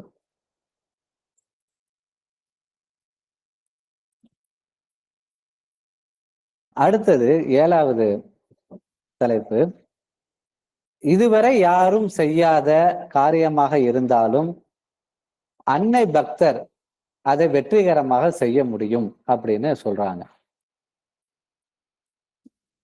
பொதுவாக நம் நாட்டுல இப்படி ஒரு பழமொழி இருக்கு, என்னன்னா 4 பேர் செய்யாததே நம்மால் செய்ய முடியாதுன்னு ஒரு பழமொழி இருக்கு. ஆனா இது வந்து யாருக்கு பொருந்தாது, அன்னை அன்பர்களுக்கு பொருந்தாது. ஏன்னா இதுக்கு உதாரணமா அன்னை பகவானையே நம்ம எடுத்துக்கலாம். ஏன்னா அன்னையும் பகவானும் செஞ்சது பரம்பரையா எல்லாரும் செஞ்ச யோகம் கிடையாது. இதுவரை யாரும் செய்யாத பூரண யோகத்தை தான் அன்னை வந்து செஞ்சாங்க. ஏன்னா இது வரைக்கும் நம்ம ஆன்மீக அனுபவத்துல இருந்தது என்னன்னு பார்த்தீங்கன்னா, ஆன்மீக வரலாற்றுல எப்படி இருந்துச்சுன்னா, ஆன்மீகம்னா என்ன பண்ணணும், வாழ்வை திறந்து விட்டு என்ன பண்ணணும், சன்னியாசியா போயணும், இல்ல துறவரம் போயிடணும் அப்படிங்கிறதுதான் ஆன்மீகமா இருந்தது. இல்ல ஒரு ஆசிரமம் அமைச்சுட்டு தனியா போய் இருக்கணும் அப்படிங்கிறது தான் ஒரு ஒரு அமைப்பா இருந்தது. அதாவது வாழ்க்கையை வந்து துறந்துடணும் அப்படின்னுங்கிறவங்க தான் தவசி யோகி அப்படிங்கிறது ஒரு ஆன்மீகமா இருந்தது. ஆனா அன்னை பகவான் தான் என்ன சொன்னாங்கன்னா, வாழ்வனைத்தும் யோகம், வாழ்வை என்ன பண்ணக்கூடாது, புறந்தள்ளக்கூடாது, வாழ்வில் இல்லறத்தில் துறவரம், வாழ்வில் இருந்து கொண்டே யோகத்தை செய்ய வேண்டும், வாழ்வனைத்தும் யோகம்னு ஒரு பொதுவா யாரும் ஆன்மீகத்தில் செய்யாத ஒரு புரட்சியை வந்து அன்னையும் பகவானும் செய்தார்கள். அதனால அன்னை அன்பர்களாகிய நாமும் என்ன பண்ணணும் அப்படின்னு பாத்தீங்கன்னா, இதுவரும் யாரும் செய்யாத விஷயங்களை வந்து நாமும் என்ன பண்ணணும், முன்னெடுத்து செய்யணும். யாருமே செய்யலையே, நம்ம ஏன் அது செய்யணும், நம்ம செய்யலாமா, நம்ம இதுல வெற்றி பெறுவோமா அப்படின்லாம் நினைக்க கூடாது அப்படிங்கிற ஒரு விஷயத்த இங்க சொல்றாங்க. இதுக்கு ஒரு நல்ல உதாரணத்தை பாத்தீங்கன்னா, இன்சூரன்ஸ் எடுத்துக்கலாம். இன்சூரன்ஸ் வந்த புதுசுல எல்ஐசி இன்சூரன்ஸ் வந்த புதுசுல எல்லாரும் ஏஜென்ட்டை செயல்படவே எல்லாம் பயந்தாங்க. ஏன்னா ஒருத்தவங்க போய் இன்சூரன்ஸ் பாலிசி போடுறப்பயே என்ன சொல்ற மாதிரி இருக்கும், நீங்க இறந்துட்டா உங்களுக்கு பணம் வரும்னா யாரு பாலிசி போடுவா? அது வரைக்கும் நம்ம இந்தியரோட மனநிலை வந்து எப்படின்னா, ஒரு சேமிச்சு வைக்கணும், காசு சேர்க்கணும், இப்போ நகையை வாங்கணும், இடத்த வாங்கணும் தான் இருந்தது. நீங்க செத்து போயிட்டா உங்க குடும்பத்துக்கு பணம் வருங்கிறத வந்து ஒருத்தவங்கள போய் அப்ரோச் பண்ணவே முடியாது. வந்து புதுமையா புதுசான ஒரு விஷயம். அது உங்களோட மனநிலை அதை எப்படி எடுத்துக்குங்கிறதும் தெரியாது. அப்படி ஒரு ஏன்னா அவங்க எடுத்துக்கிறவங்க மனநிலை அந்த காலத்துல அதை எப்படி எடுத்துப்பாங்கன்னு தெரியாது. அதனால இப்ப நிறைய பேர் வந்து இன்சூரன்ஸ் ஏஜென்ட்டா வரதுக்கே தயங்குனாங்களாம். உயிரோட இருக்கிறவங்க போய் இன்னைக்கு இறந்துட்டா உங்களுக்கு பணம் வரும்னு எப்படி சொல்றது? அது எப்படி அவங்க எடுத்துப்பாங்களோ பயந்துட்டு யாரும் வந்து அதை இன்சூரன்ஸ் ஏஜென்ட்டே ஆகலையா. ஆனா அன்னைக்கு அந்த சவால்களை மீறி யாரும் செய்யாத ரிஸ்க் எடுத்து இந்த ஏஜென்ட் ஆனவங்க ஆரம்பத்துல இருந்தவங்களுக்கு எல்லாம் பாத்தீங்கன்னா அந்த கம்சன் வந்து நிறைய கிடைச்சு அவங்க வந்து பெரிய கோடீஸ்வரனாலாம் ஆயிட்டாங்களாம் அப்ப வந்து. ஏன்னா ஒருத்தவங்களுக்குள்ளே நிறைய ஏஜென்ட் நிறைய பேர் இருப்பாங்க இல்லையா, அவங்கலாம் வந்து நிறைய ஆயிட்டாங்கன்னு இந்த இன்சூரன்ஸ் வரலாற்றுல சொல்லுவாங்க. அப்போ ஒரு சாதாரண மனிதர்களுக்கு ஒரு வாழ்க்கையில மற்றவங்க யாரும் செய்யாத ஒரு விஷயத்த புதுசா ஒரு செய்யறப்ப என்ன ஆகுது அப்படின்னு பாத்தீங்கன்னா, அவங்களுக்கு வந்து அபரிதமான செல்வ வளங்கள் வந்து முன்னேற்றம் வந்து கிடைக்குது. அப்ப அன்னை அன்பர்களாகிய நமக்கு இது வரைக்கும் யாரும் செய்யாத விஷயத்த நம்ம செஞ்சோம்னா அது அபரிமிதமான ஒரு பலனை வந்து நம்மளுக்கு கிடைக்கும்.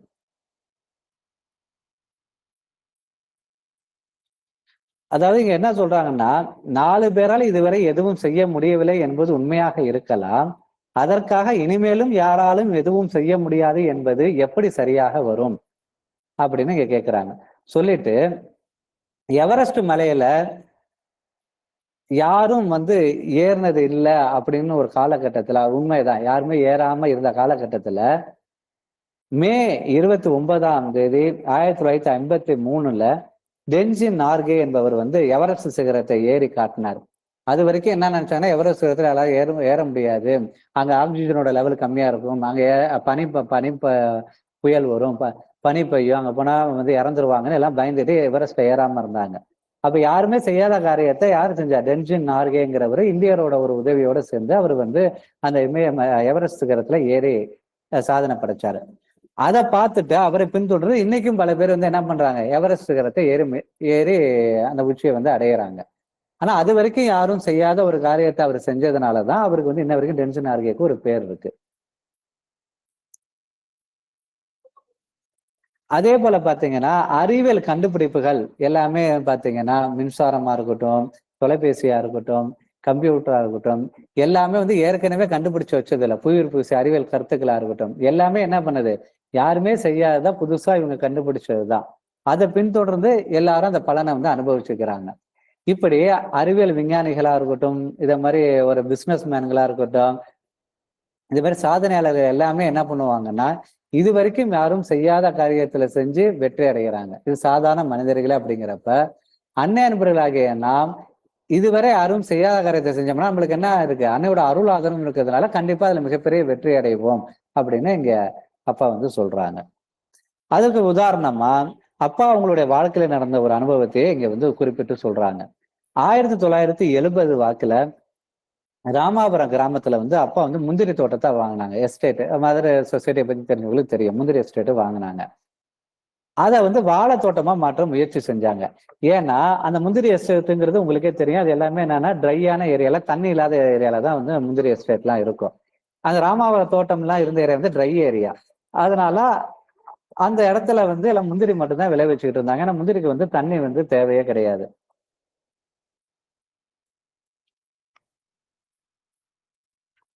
அப்ப வந்து அப்ப கருமேக அப்பா என்ன பண்றாங்க அப்படின்னா, இந்த ராமாவர தோட்டத்துல வந்து வாழைய வந்து பயிரிடலாம் அப்படின்னு அவங்க வந்து நினைக்கிறாங்க. அப்படி நினைக்கிறப்ப அந்த ராமாவரம் கிராமத்துல உள்ள மக்கள்ல என்ன சொல்றாங்க, கிராமவாசிகள் என்ன சொல்றாங்கன்னா, ராமாவரத்துல வாழையா, இது நடக்காத காரியம்ங்கிறாங்க. ஏன்? வாழைக்கு என்ன தேவை? நல்லா தண்ணி வேணும். ஏன்னா ராமாவரம் வந்து வறண்ட ஏரியா, தண்ணியே இல்லாதது. இதுல எப்படி வாழை சாத்தியமாகும்? இது வந்து தேவையில்லாத வேலையை வந்து அப்பா வந்து செய்யறாங்கன்னு எல்லாரும் வந்து ஏளனமா பேசுனாங்க, எல்லாம் எதிர்ப்பு தெரிவிச்சாங்க.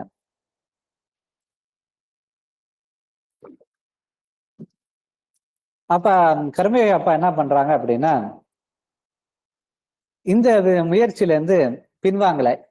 இது வரைக்கும் யாரும் வாழை பயிரிடலையே, நம்ம எதுக்கு பயிரிட்டு ரிஸ்க் எடுக்கணும்னு பின்வாங்காம, இது வரைக்கும் யாரும் செய்யாத காரியத்தை நம்ம செய்வோம்னு வாழையை பயிர்றதுக்காக என்ன பண்றாங்கன்னா, ஆழ்துளை கிணறு போடுறாங்க. பல அடிக்கு ஆழ்துளை கிணறு போட்டு தண்ணியை வெளில கொண்டு வராங்க.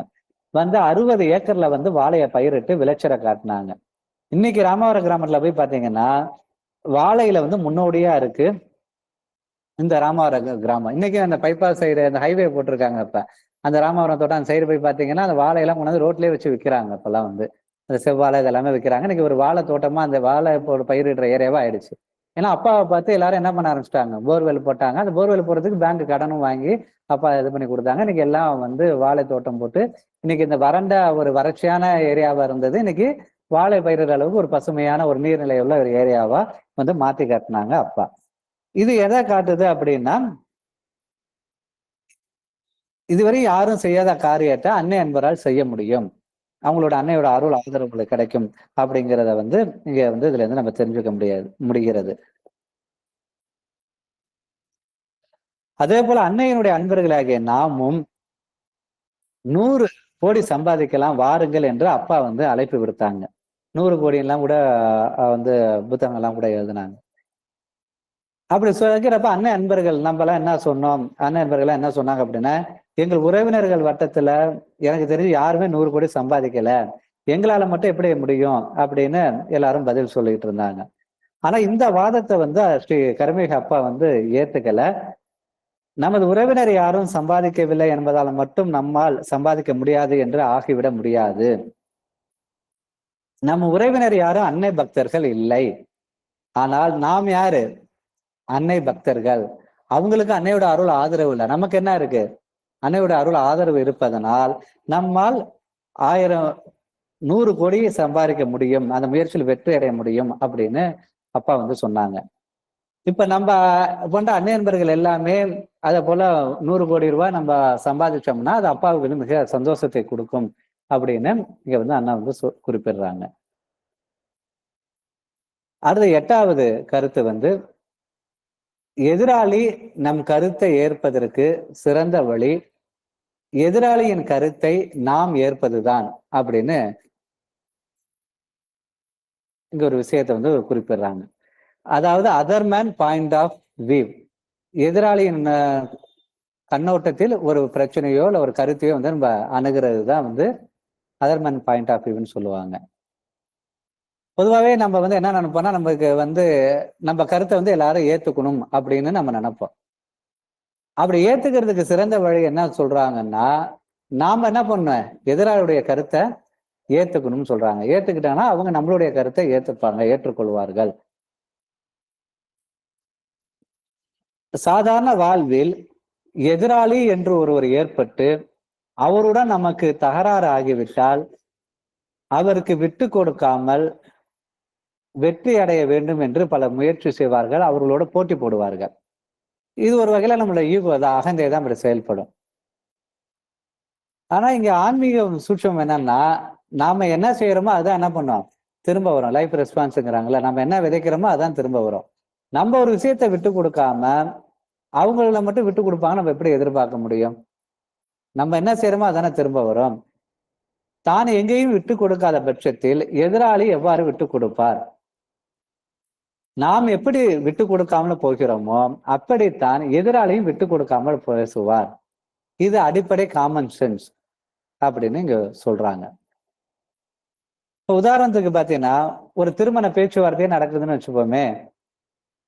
அப்ப மாப்பிள்ளை வீட்டுக்காரங்க வந்து கராரா இத்தனை பவுன் நகை போட்டாதான் ஆகணும், இவ்வளவு சீர் செஞ்சே ஆகணும், இந்த மாதிரி மண்டபத்துலதான் திருமணம் வைக்கணும் அப்படின்னு, இதுல எல்லாம் நாங்க இன்மை அளவு கூட குறைக்க மாட்டோம் அப்படின்னு ஒரு கராரா பேசுனாங்கன்னா, பெண் வீட்டுக்காரங்களும் என்ன பண்ணுவாங்க, என் பையனை வந்து தனி கொடுத்தன வைக்கணும், திருமண செலவுல 50% வந்து நீங்க ஏத்துக்கணும், மாப்பிள்ளை வருமானம் இந்த ரேஞ்சில் இருக்கணும், திருமணம் ஆனவுடன் பெண் பிறந்த வீட்டுக்கு வந்து நிதி உதவி செய்வாங்க, அதை தடுக்கக்கூடாது அப்படின்னு இவங்களும் பதில் கண்டிஷன் போடுவாங்க.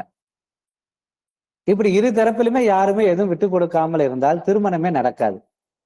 கல்யாண பேச்சுல என்ன பண்ணுவாங்கன்னா, இவங்க கொஞ்சம் இறங்கி வருவாங்க, அவங்க கொஞ்சம் இறங்கி வருவாங்க, விட்டு கொடுத்துதான் கல்யாண பேச்சுவார்த்தையே வந்து முடிப்பாங்க. மாப்பிள்ளை வீட்டார் எந்த அளவுக்கு விட்டு கொடுக்குறாங்களோ அந்த அளவுக்கு பெண் வீட்டுக்காரங்களும் விட்டு கொடுப்பாங்க. உங்களால முடிஞ்ச அளவுக்கு நகை போடுங்க, நாங்க எதுவுமே வற்புறுத்தல, உங்க பொண்ணுக்கு நீங்க நினைச்சதை செய்யுங்க அப்படின்னம்னா அவங்களும் என்ன பண்ணுவாங்கன்னா, தனி கொடுத்தனா நீங்க போனா என் பொண்ணு உங்க கூட இருந்து உங்களையும் பார்த்துக்கும் அப்படின்னு அவங்க இறங்கி வருவாங்க. வயதான மாமியார் மாமியார் அவங்களை பார்த்துப்பாங்க அப்படின்னு இறங்கி வருவாங்க. இப்படி நம்ம ஒரு விஷயத்த விட்டு கொடுத்து போனோம்னா அவங்களும் விட்டு கொடுத்து போவாங்க அப்படிங்கிறதுக்கு இது ஒரு உதாரணமா வந்து சொல்றாங்க. இப்ப அண்ணன் நண்பர்களே பாத்தீங்கன்னா நிறைய பேர் வந்து இந்த மருமகளோ இல்ல மருமகனோ வராங்கன்னு வச்சுக்கலாம். இல்ல வந்து ஒரு ஆண் வந்து ஆண் வந்து அண்ணன் நண்பரா இருக்கிறார், வர மனைவி அண்ணன் நண்பரா இல்ல. இல்ல பெண்ணு வந்து அண்ணன் நண்பரா இருக்காங்க, வரக்கூடிய கணவர் வந்து அண்ணன் நண்பரா இல்ல அப்படிங்கிற பட்சத்துல நிறைய பேர் என்ன செய்வாங்கன்னா, நம்ம வந்து அன்னைகிட்ட அருள் அபரிமிதமா வாங்கினதுனால நம்ம கணவரும் என்ன பண்ணணும், அன்னைகிட்ட அருள் அபரிமிதமா வாங்கணும். இல்ல நம்ம மனைவியும் அன்னைகிட்ட அருள் அருள் அபரிமிதமா வாங்கணும்னா வந்தோடனே அன்னையை கும்பிடணும் அப்படின்னு சொல்லி ஃபோர்ஸா என்ன பண்ணுவாங்க, மதம் வந்து திணிப்பாங்க. அவங்களோட ஆன்மீக சுதந்திரத்துல தலையிடுவாங்க. இது செய்யக்கூடாது, இது செய்யணும்னு விட்டு கொடுக்க மாட்டாங்க.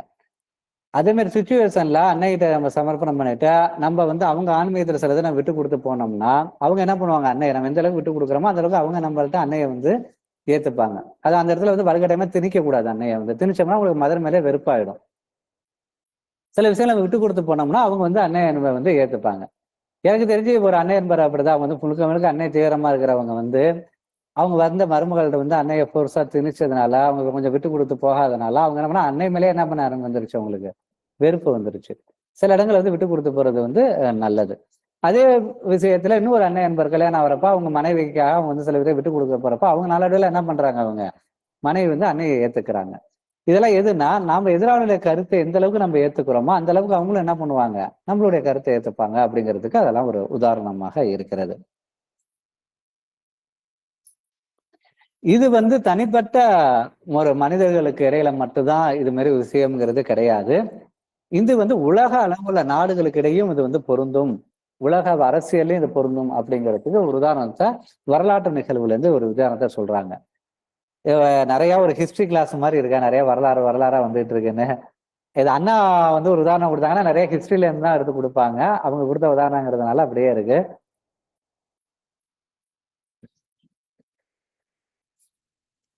தனிநபர்களை விட்டு கொடுத்தால் வேலை நடக்கும் என்பது போல் தேசங்களும் விட்டு கொடுத்தால் சமூகத்திற்கு வழி பிறக்கும் அப்படின்னு அப்பா சொல்றாங்க. இதுக்கு உதாரணமா எதை சொல்றாங்கன்னா, 1947ஆம் ஆண்டு இந்தியா விடுதலை அடைந்த காலகட்டத்துல வந்து நிறைய நாடுகள் வந்து இந்தியாவோட சேர்ந்து சுதந்திரம் அடைஞ்சது. நம்ம ஆதிக்கம் இங்கிலாந்து இது மாதிரி பல நாடுகள் அடிமைப்படுத்தி வச்சிருந்தாங்க. எல்லா நாடுகளும் சுதந்திரம் பெற்று தனித்தனி நாடுகளா சுதந்திரம் அடைஞ்சாங்க. இந்தியாவுக்கு மட்டும் சுதந்திரம் வரல. அங்கதான் நம்ம இன்னொரு விஷயத்தையும் புரிஞ்சுக்கணும். முன்னாடியே சொன்னோம் இல்லையா, அன்னை ஒரு அன்னையோட பிரசன்ஸ், அன்னையோட அருள் வந்து ஒரு விஷயத்துல இருந்துச்சுன்னா அது என்ன அவங்களுக்கு மட்டும் என்ன நடக்காது, அதை சார்ந்த எல்லாத்துக்குமே என்ன பண்ணும், நடக்கும் அப்படின்னு. இந்திய சுதந்திரத்தை யார் வாங்கி கொடுத்தா? பகவான் ஸ்ரீ அரவிந்தர். மகாத்மா காந்தின்னு நமக்கு வந்து வரலாற்றுல வந்து காங்கிரஸ் ஆட்சி 30 வருஷம் புரிஞ்சதுனால தவறா சொல்லியிருக்கிறாங்க. பகவான் ஸ்ரீ அரவிந்தர் தான். அதுக்கு முன்னாடி நேதாஜியும் போரிட்டாங்க. ஆனா சூட்சமத்துல பாத்தீங்கன்னா பகவான் ஸ்ரீ அரவிந்தர் தான் வந்து நிறைய பேர் சொற்பொழிவுல நம்ம அதை பார்த்திருக்கோம். சூட்சமத்துல வந்து பகவான் ஸ்ரீ அரவிந்தர் வந்து இந்தியா சுதந்திரம் வாங்கிட்டதுனாலதான் ஸ்தூல லோகத்துல இங்க வந்து வந்தது யோகம் பண்ணி. ஏன்னா பகவான் வந்து ஆன்மீகத்துக்கு வந்ததுக்கு நோக்கமே என்னது, இந்திய விடுதலைக்காக வந்ததுதான். வந்தார். அதுதான் அடிக்கடி இந்த உதாரணம் சொல்றதுதான். பாரதியார் வந்து ஆடுவோமே பல்லு பாடுவோமே ஆனந்த சுதந்திரம் அடைந்து விட்டோமேன்னு பாட்டு பாடினப்ப இந்தியாவுக்கு சுதந்திரம் அடையல. ஏன்னா இந்தியா சுதந்திரம் செய்வா அவர் உயிரோடு இல்ல. இந்தியா சுதந்திரம் அடையாமே அவர் ஏன் அப்படி பாடினாரு அப்படின்னா, சாதாரணமா உள்ளவங்க சொல்லுவாங்க கற்பனையா அவர் நினைச்சிட்டு பாடினாரு. அது அப்படி கிடையாது.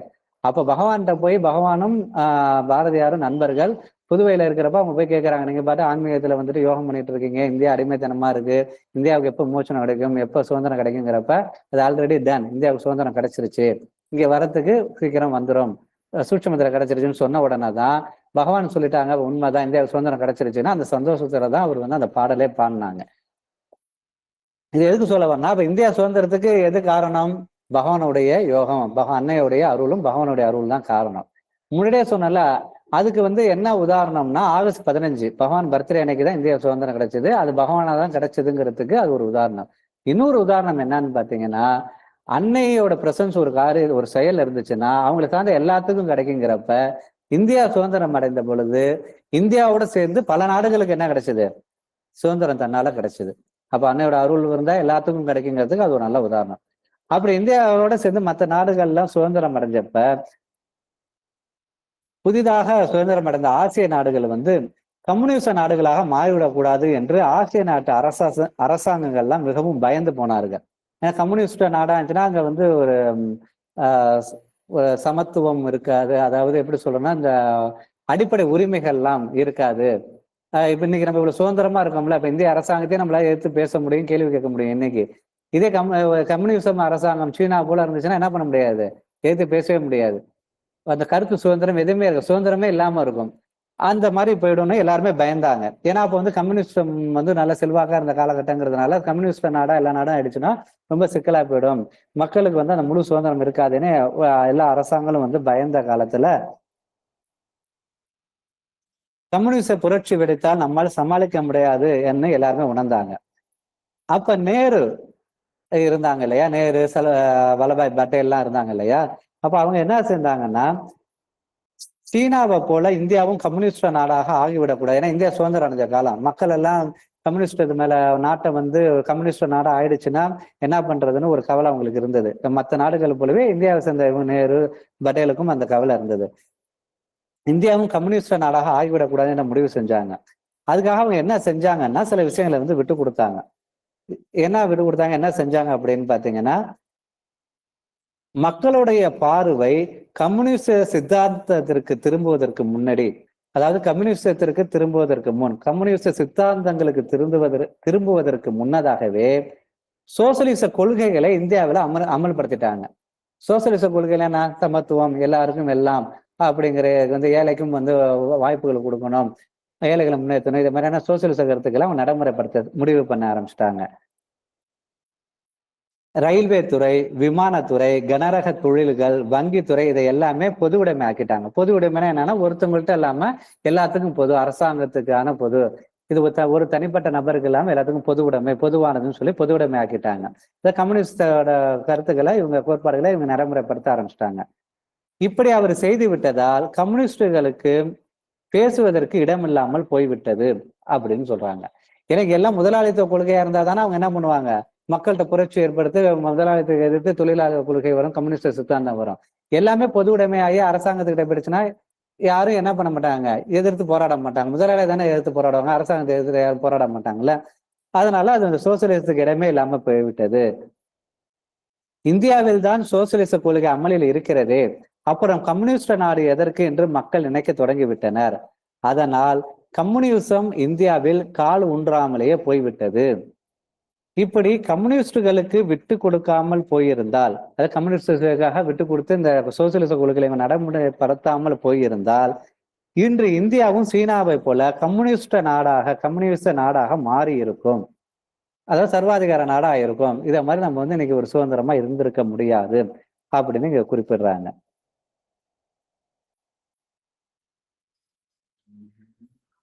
இது வந்து இந்த நாடுகளுக்கு எப்படி நம்ம ஒரு இதை விட்டு கொடுத்தோம்னா அந்த நாடுகளுக்கு எப்படி ஒரு மாற்றம் வருது, முன்னேற்றம் வருது அப்படிங்கிறதுக்கு ஒரு உதாரணம்.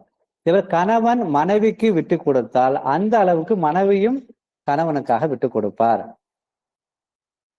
மனைவி கணவனுக்காக விட்டு கொடுத்தால் அந்த அளவுக்கு கணவனும் மனைவிக்காக விட்டு கொடுப்பார். பெற்றோர் பிள்ளைகளுக்கு விட்டு கொடுத்தால் பிள்ளைகளும் பெற்றோர்களுக்கு விட்டு கொடுப்பார்கள். அது பிள்ளைகள் பெற்றோருக்காக விட்டு கொடுத்தால் பெற்றோர்களும் பிள்ளைகளுக்காக விட்டு கொடுப்பார்கள். முதலாளி தொழிலாளிக்காக விட்டு கொடுத்தால் தொழிலாளிகளும் முதலாளிக்காக விட்டு கொடுப்பார்கள். ஆகவே வாழ்க்கையில் முன்னேறுவதற்கு சிறந்த வழி நம் கருத்தையே வலியுறுத்தி கொண்டு இல்லாமல் எதிராளியின் கருத்தையே நாம் ஏற்க வேண்டும். அப்படி ஏற்றோம் என்றால் எதிராளி நம் கருத்தை ஏற்று நமக்கு வாழ்க்கையில் முன்னேற்றம் கிடைக்கும் அப்படின்னு அப்பா அவர்கள் சொல்றாங்க. அடுத்தது 9வது பாயிண்ட். அன்னை பக்தர்களுக்கு அவசியமாக இருக்க வேண்டியது தைரியம். தைரியம் எந்த அளவிற்கு இருக்கிறதோ அந்த அளவிற்கு பிரச்சனை சிறியதாகிவிடும் அப்படின்னு ஸ்ரீ அப்பா அவர்கள் சொல்றாங்க. இப்ப நம்மளுடைய ஆன்மீகத்திலேயே சொல்லுவாங்க தைரிய லட்சுமின்னு சொல்லுவாங்க. அஷ்டலட்சுமியில தைரிய லட்சுமி வந்துட்டா என்ன பண்ணிடுவாங்க, பாக்கி 7 லட்சுமியும் கூட வந்துருவாங்க அப்படின்னு ஒரு நம்பிக்கை உண்டு. ஏன்னா இந்த தைரிய லட்சுமி இருக்கிறது தான் மற்ற லட்சுமிங்க இருப்பாங்க அப்படிங்கிறது ஒரு ஐதீகமா இருக்கு.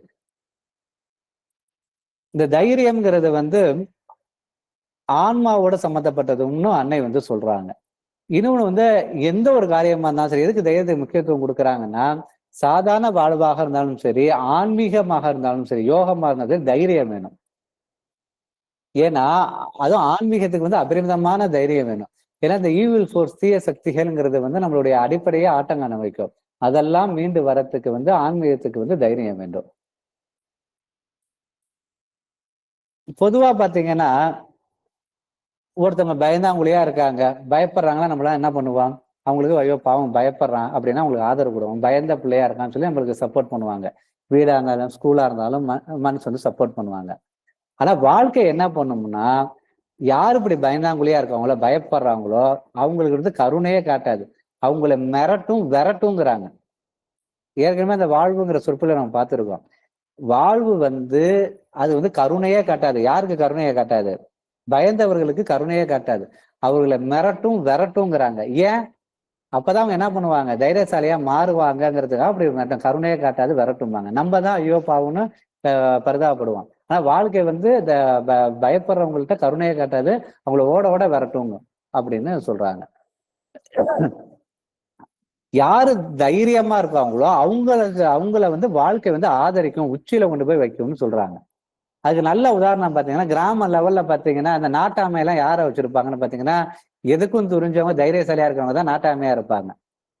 அதே போல அரசியல் தலைவர்கள் பாத்தீங்கன்னா, அவங்க எதுக்கும் துணிஞ்சவங்களா இருப்பாங்க. நல்லதுக்கும் துணிவாங்க, கெட்டதுக்கும் துணிஞ்சவங்களா இருப்பாங்க. அந்த தைரியத்துக்காக என்ன பண்ணுவாங்க, அவங்களுக்கு பெரிய அரசியல் பதவி அவங்கள தேடி வரும். நம்மளுமே நம்ம அரசியல்ல பாக்குற தமிழ்நாடு அரசியல்லயா இருக்கட்டும், இந்திய அரசியல்லயா இருக்கட்டும், தைரியத்தினாலேயே ஆட்சியை பிடிச்சு பெரிய லெவல்ல இருந்த நம்ம அரசியல் தலைவர்களையும் நம்ம பாக்குறோம். அதுல பேர சொன்னோம்னா அரசியலா போயிடும். அதனால வந்து தைரியமா இருந்ததுனாலே ஆட்சியை பிடிச்சு பெரிய லெவல்ல சாதிச்சவங்களையும் நம்ம வந்து அதை பார்க்கிறோம். அப்ப ஏன் வந்து லைஃப் வந்து அவங்களுக்கு அந்த மாதிரி தைரியமான அரசியல் தலைவர்களுக்கு வந்து தொடர்ந்து வெற்றியை கொடுத்துச்சு? அவங்க ஏன் அவங்க கெட்டதே செஞ்சாலும், நல்லது செஞ்சாலும் அவங்களுக்கு வந்து வாழ்க்கை வந்து வெற்றியே கொடுத்துக்கிட்டு இருந்தது. முழு பக்க பலமா இருந்தது. என்ன காரணம் அப்படின்னா, வாழ்க்கை யார ஆதரிக்கும்? தைரியசாலிகளை ஆதரிக்கும், அவங்களுக்கு முன்னேற்றங்களை கொடுக்கும். அப்படிங்கிறதுனாலதான் நம்ம தைரியத்தை வளர்த்துக்கணும் அப்படிங்கிறாங்க.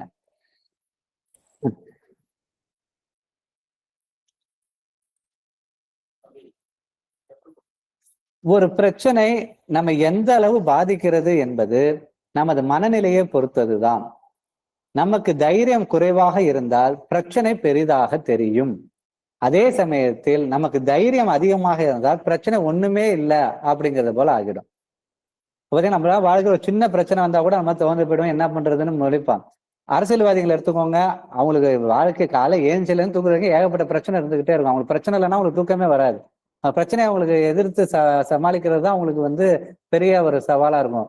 ஒரு எம்எல்ஏ இருக்காரு, ஒரு அரசியல் தலைவர் இருக்காருன்னா, அவர் எவ்வளவு ஊழல் பண்றாரு, தப்பு பண்றாருங்கிறத தாண்டிலாம் அவர் ஜெயிக்கிறாருன்னா என்ன காரணம்? அவருக்குள்ள அந்த தைரியம் தான். அவங்களை நோக்கி 1008 பிரச்சனை வரும். அவங்க 1000 பேர் வந்து தொகுதி மக்கள் பிரச்சனை சொல்லுவாங்க. எல்லாத்தையும் அவர் பிரச்சனை எல்லாம் சால்வ் பண்ணுவாரு. அதனாலதான் அவர் வந்து பெரிய பதவியில இருக்காரு, தொடர்ந்து எம்எல்ஏவோ எம்பிஓ ஆகுறாங்க, பெரிய தலைவர் ஆகுறாங்க. அந்த தைரியம் தான் உங்களுக்கு வந்து அந்த வெற்றியை கொடுக்குது.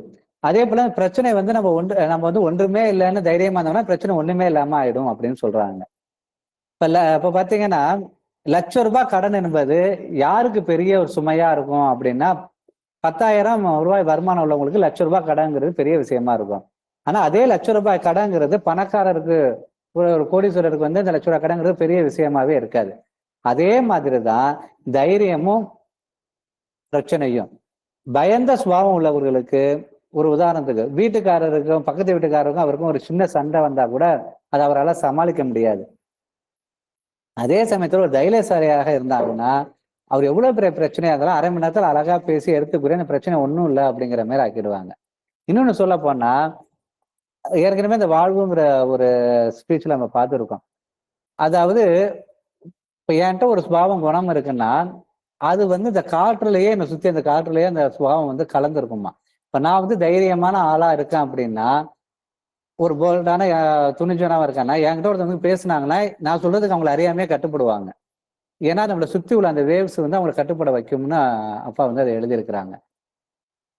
நான் பயந்தாங்குழியா இருக்கிறேன் அப்படின்னா, அவன் என்ன பண்ணுவாங்கன்னா, அவன் அவன் வந்து ரொம்ப திமிரு தண்டியா இல்லாத ஆளு கூட என்ன பண்ணா, நம்ம பயந்தாங்குழியா இருந்தோம்னா, நம்மளோட பயம்ங்கிற அந்த வேவ்ஸ் அவர் இருக்கிறதுனால, நம்ம எதை சொன்னாலும் கேட்பானா, அவங்கள நம்ம அடிமை மாதிரி ட்ரீட் பண்ண ஆரம்பிச்சிருவாங்க. இது வந்து நம்மளை சுத்தி அந்த வேவ்ஸ் இருக்கு வந்து அது மூலியமா செயல்படும். லைஃப் அது மாதிரி செயல்படும்னா, அப்ப அந்த வாழ்வுங்கிறதுல வந்து குறிப்பிட்டிருக்காங்க.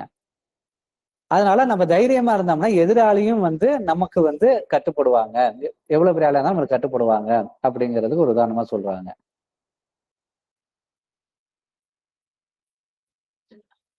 அதுக்கு உதாரணத்தை வந்து திரும்ப ஒரு வரலாற்று ஒரு உதாரணத்தை வந்து இங்க குறிப்பிடுறாங்க.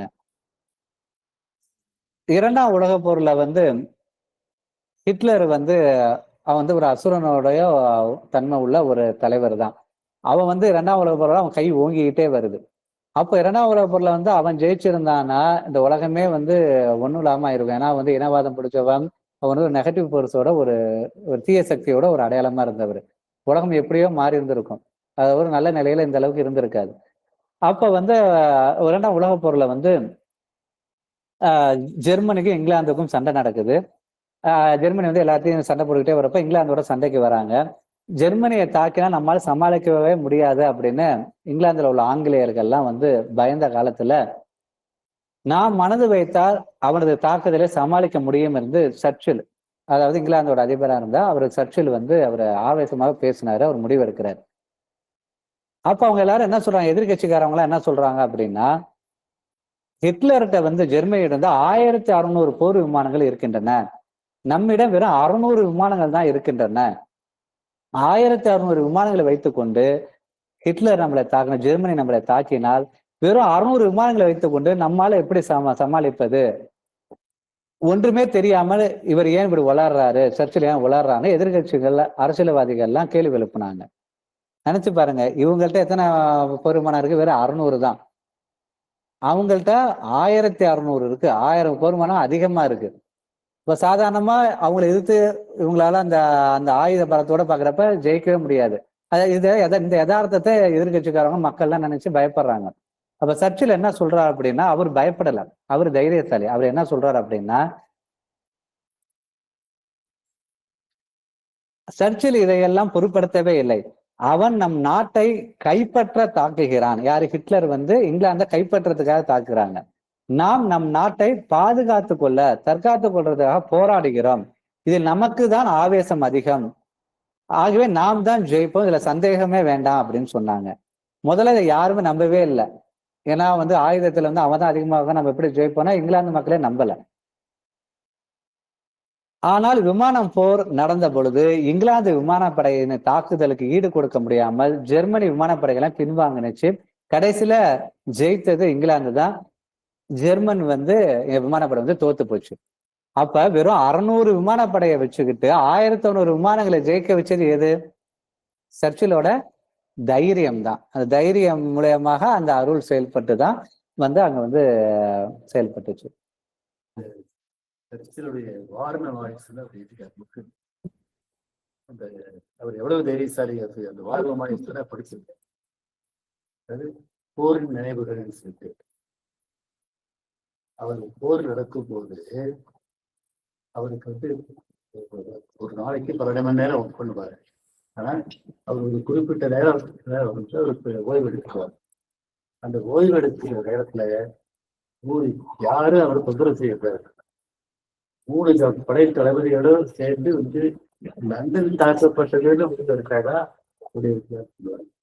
அந்த அந்த வாரணமாயிரத்தை நம்ம படிக்கும் போது நமக்கு பயமா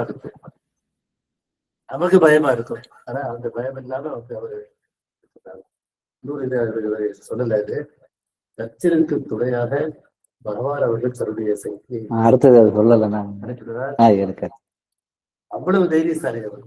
அந்த கொஞ்சம் கூட வந்து பயப்படாம இருப்பார். அந்த குறிப்பிட்ட நேரத்துல அவர் தூங்கும் போது யாரும் எழுதக்கூடாது. அவருக்கு 3 படை தளபதிகளும் சேர்ந்து லண்டன் தாக்கப்பட்டது அப்படின்றதா அதை எழுதலாம்னு போறான். ஆனா நமக்கு வந்து அந்த போர் சூழலை இன்னைக்கு படிக்கும் போது நமக்கு பயமா இருக்கு.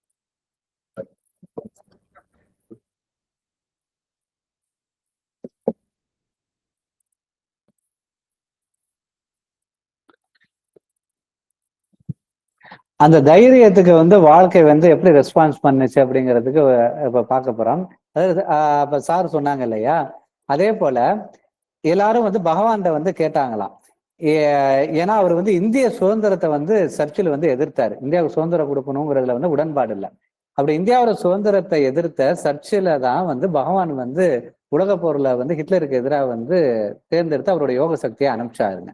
எதுக்காகனா சர்ச்சில்கிட்ட தான் என்ன இருந்தது, அந்த தைரியம் இருந்தது. ஏன்னா அப்ப பகவான் என்ன நினைச்சாரு அப்படின்னா, இந்தியாவுக்கு சுதந்திரம் கண்டிப்பா கிடைச்சிடும். இந்த சர்ச்சில் அனுப்பிச்சு ஹிட்லரை வந்து அழிக்கலைன்னா உலகத்துக்கே இல்லை என்ன பண்ணிட வரும், சுதந்திரம் இல்லாம போயிருக்கும். ஃபர்ஸ்ட் உலகத்தின் விடுதலை, அடுத்தது என்ன பண்ணணும், இந்தியாவோட விடுதலை. ஏன்னா ஹிட்லரை விட்டோம்னா இந்தியாவுக்கும் என்ன பண்ணல இருக்காது, உலகத்துக்கும் சுதந்திரம் இல்லாம போயிருக்கும், இந்தியாவுக்கும் சுதந்திரம் இல்லாம போயிருக்கும்.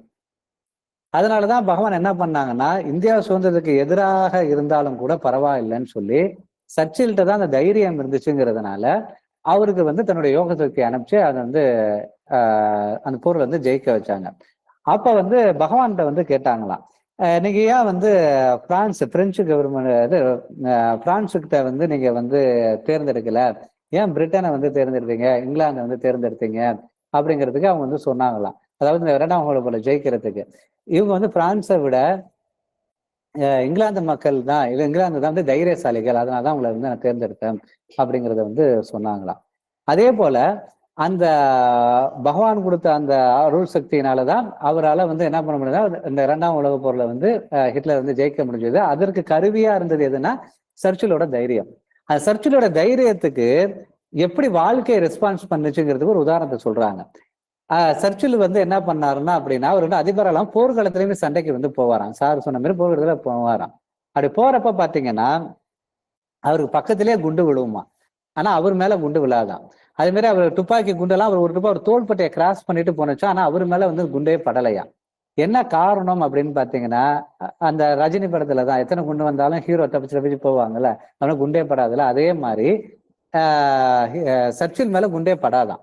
என்ன காரணம்னா அவருடைய தைரியத்துக்காக வாழ்க்கை வந்து அவரை பாதுகாத்தது அப்படின்னு சொல்றாங்க.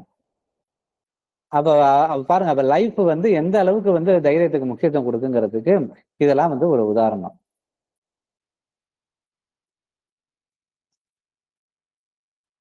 இன்று வாழ்க்கையில எத்தனையோ சவால்கள் நம்மை மிரட்டி கொண்டு இருக்கிறது.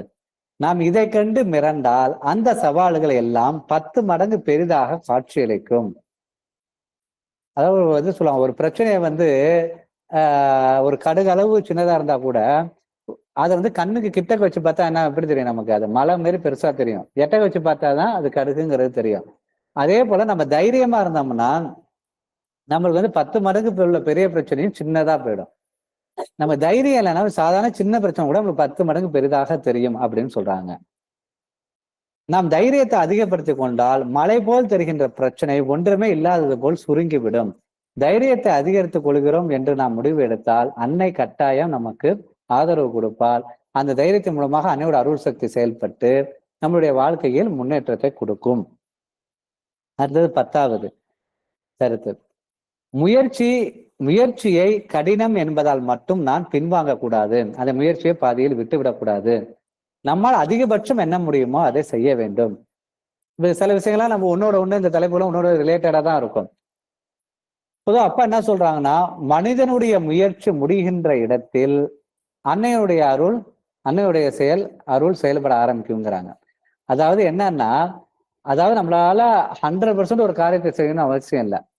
இப்போ ஒரு காரியத்துல நம்மளால ஒரு 30% தான் செய்யற அளவுக்கு தான் நம்மளுக்கு வந்து திறன் இருக்குன்னா, அந்த 30% என்ன பண்ணணும், நம்ம முழுமையா செஞ்சு முடிச்சிடணும். அதுல 20% 10% நம்ம குறை வைக்க கூடாது. நம்மளால ஒரு விஷயத்தை 30% தான் செய்ய முடியுதுன்னா அந்த 30% முழுமையா செஞ்சுட்டோம்னா பாக்கி 70% யாரு செஞ்சுவா, அன்னை நமக்காக செஞ்சு முடிச்சு வச்சிருவாங்க. அப்ப நம்மளுடைய முயற்சியை வந்து அதிகபட்சம் நம்மளால என்ன முடியுமோ அதை செஞ்சுட்டோம்னா அன்னையோட அருள் சக்தி அங்க செயல்படும் அப்படின்னு சொல்றாங்க. இது ஏன் சொன்னாங்கன்னா, முயற்சி கடினம் கஷ்டமா இருக்குன்னா அதை நம்ம பின்வாங்க கூடாது, பாதையில விட்டுடக்கூடாதுங்கிறதுக்கு உதாரணமா அன்னையுடைய வாழ்க்கையில நடந்த உதாரணத்தையே நம்ம வந்து இங்க எடுத்துக்கலாம். பகவான் ஸ்ரீ அரவிந்தர் வந்து மகா சமாதி அடைஞ்ச பிறகு அன்னை மட்டும்தான் வந்து இருந்து ஆசிரமத்தில் யோகம் செய்யறாங்க. அப்ப வந்து அவங்களுக்கு வந்து பல சவால்கள் வந்து வந்தது. அவங்களுக்கு யோகம் செய்யறது ரொம்ப கடினமா இருந்தது. ஏன்னா அது வரைக்கும் பகவான் என்ன ஆவாங்க இருந்து அவங்களுக்கு எல்லாம் வழிகாட்டிட்டு இருந்தாங்க, எல்லாம் பண்ணிட்டு இருந்தாங்க. அப்ப அவங்க பகவான் இல்லாம அன்னையை மட்டும் இப்படி செய்யறப்ப ரொம்ப கடினமா இருந்தது. ஏன்னா தீய சக்திகள்லாம் வந்து என்ன சொன்னிச்சா, அன்னையை வந்து பயமுறுத்தணுச்சான். பகவானே போயிட்டாங்க, உன்னால எப்படி முடியும், அதெல்லாம் செய்ய முடியாது, உன்னால யோகம்லாம் செய்ய முடியாதுன்னாங்களாம். அது மாதிரி அந்த யோகத்தை வந்து அவங்க செய்யறது ரொம்ப கடினமா இருந்தான். சார் முன்னாடியே சொன்னாங்க இல்லையா, அந்த உடம்பெல்லாம் வலிக்கும், அவங்க வந்து ரொம்ப அந்த பூர்ண உடல்ல வந்து அந்த திருவுரு மாட்டம் அடையிறப்ப உடல்லாம் வலி ஏற்பட்டுச்சு அப்படின்னு. அது ரொம்ப கடினமா இருந்ததுதான். அதெல்லாம் வந்து அதுக்காக அண்ணன் என்ன பண்ணல, அந்த யோகத்துல இருந்து பின்வாங்கல.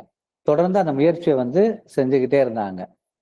அந்த அந்த தீய சக்திகள் வந்து அவங்கள வந்து இவனால முடியாது, கடினம்னு சொன்னப்ப அதுக்காக என்ன பண்ணவும் இல்லை, அவங்க பயப்படவும் இல்லை. முன்னாடியே சொன்னோம் இல்லையா, தைரியம் முக்கியம். தைரியம் வந்து சாதாரண வாழ்க்கைக்கு மட்டும் இல்ல, ஆன்மீகத்துக்கும் முக்கியம். ஏன்னா ஆன்மீகத்துல வந்து ஈவில் ஃபோர்ஸ், கெட்ட சக்திகளை வந்து நல்லது போலயே கெட்டதையும் சொல்லும். அதெல்லாம் நம்ம எதிர்த்து வரணும். அதுக்கு தைரியம் வேணும். நம்ம அந்த கடினங்கிறதுக்காக பின்வாங்காத மன உறுதியும் வேணும். அதெல்லாம் மீண்டு அன்னை வந்து அந்த யோகத்தை மேற்கொண்டாங்க. தொடர்ந்து செயல்பட்டது. அவங்க வந்து யோகத்துல வெற்றியும் கண்டாங்க. இப்படி அன்னையே வந்து தன்னுடைய வாழ்க்கையில வந்த கடினம் அப்படிங்கிறதுனால அவங்க முயற்சியை கைவிடல. அதே போல அன்னையன் நம்மளும் என்ன பண்ணணும், வாழ்க்கையில ஒரு காரியத்தை செய்யறோம், நம்மளால முடியல அப்படிங்கிறதுனால அதை விட்டுடக்கூடாது. நம்மளால எவ்வளவு முடியுமோ அதை செஞ்சு முடிச்சிட்டோம்னா பாக்கியை யார் செய்வா, அன்னை செஞ்சு அதை வந்து முன்னேற்றத்தை கொடுப்பாங்க. இதுக்கு பாத்தீங்கன்னா ஒரு உதாரணத்தை பாத்தீங்கன்னா, தாமஸ் ஆல்வா எடிசன் இருக்காரு பாத்தீங்கன்னா, சாதாரண ஒரு அறிவியல் விஞ்ஞானி எடுத்துக்கிட்டோம்னா கூட கிட்டத்தட்ட பாத்தீங்கன்னா அவர் 1300க்கு மேல அவர் வந்து கண்டுபிடிப்புகள்லாம் கண்டுபிடிச்சிருக்காரு.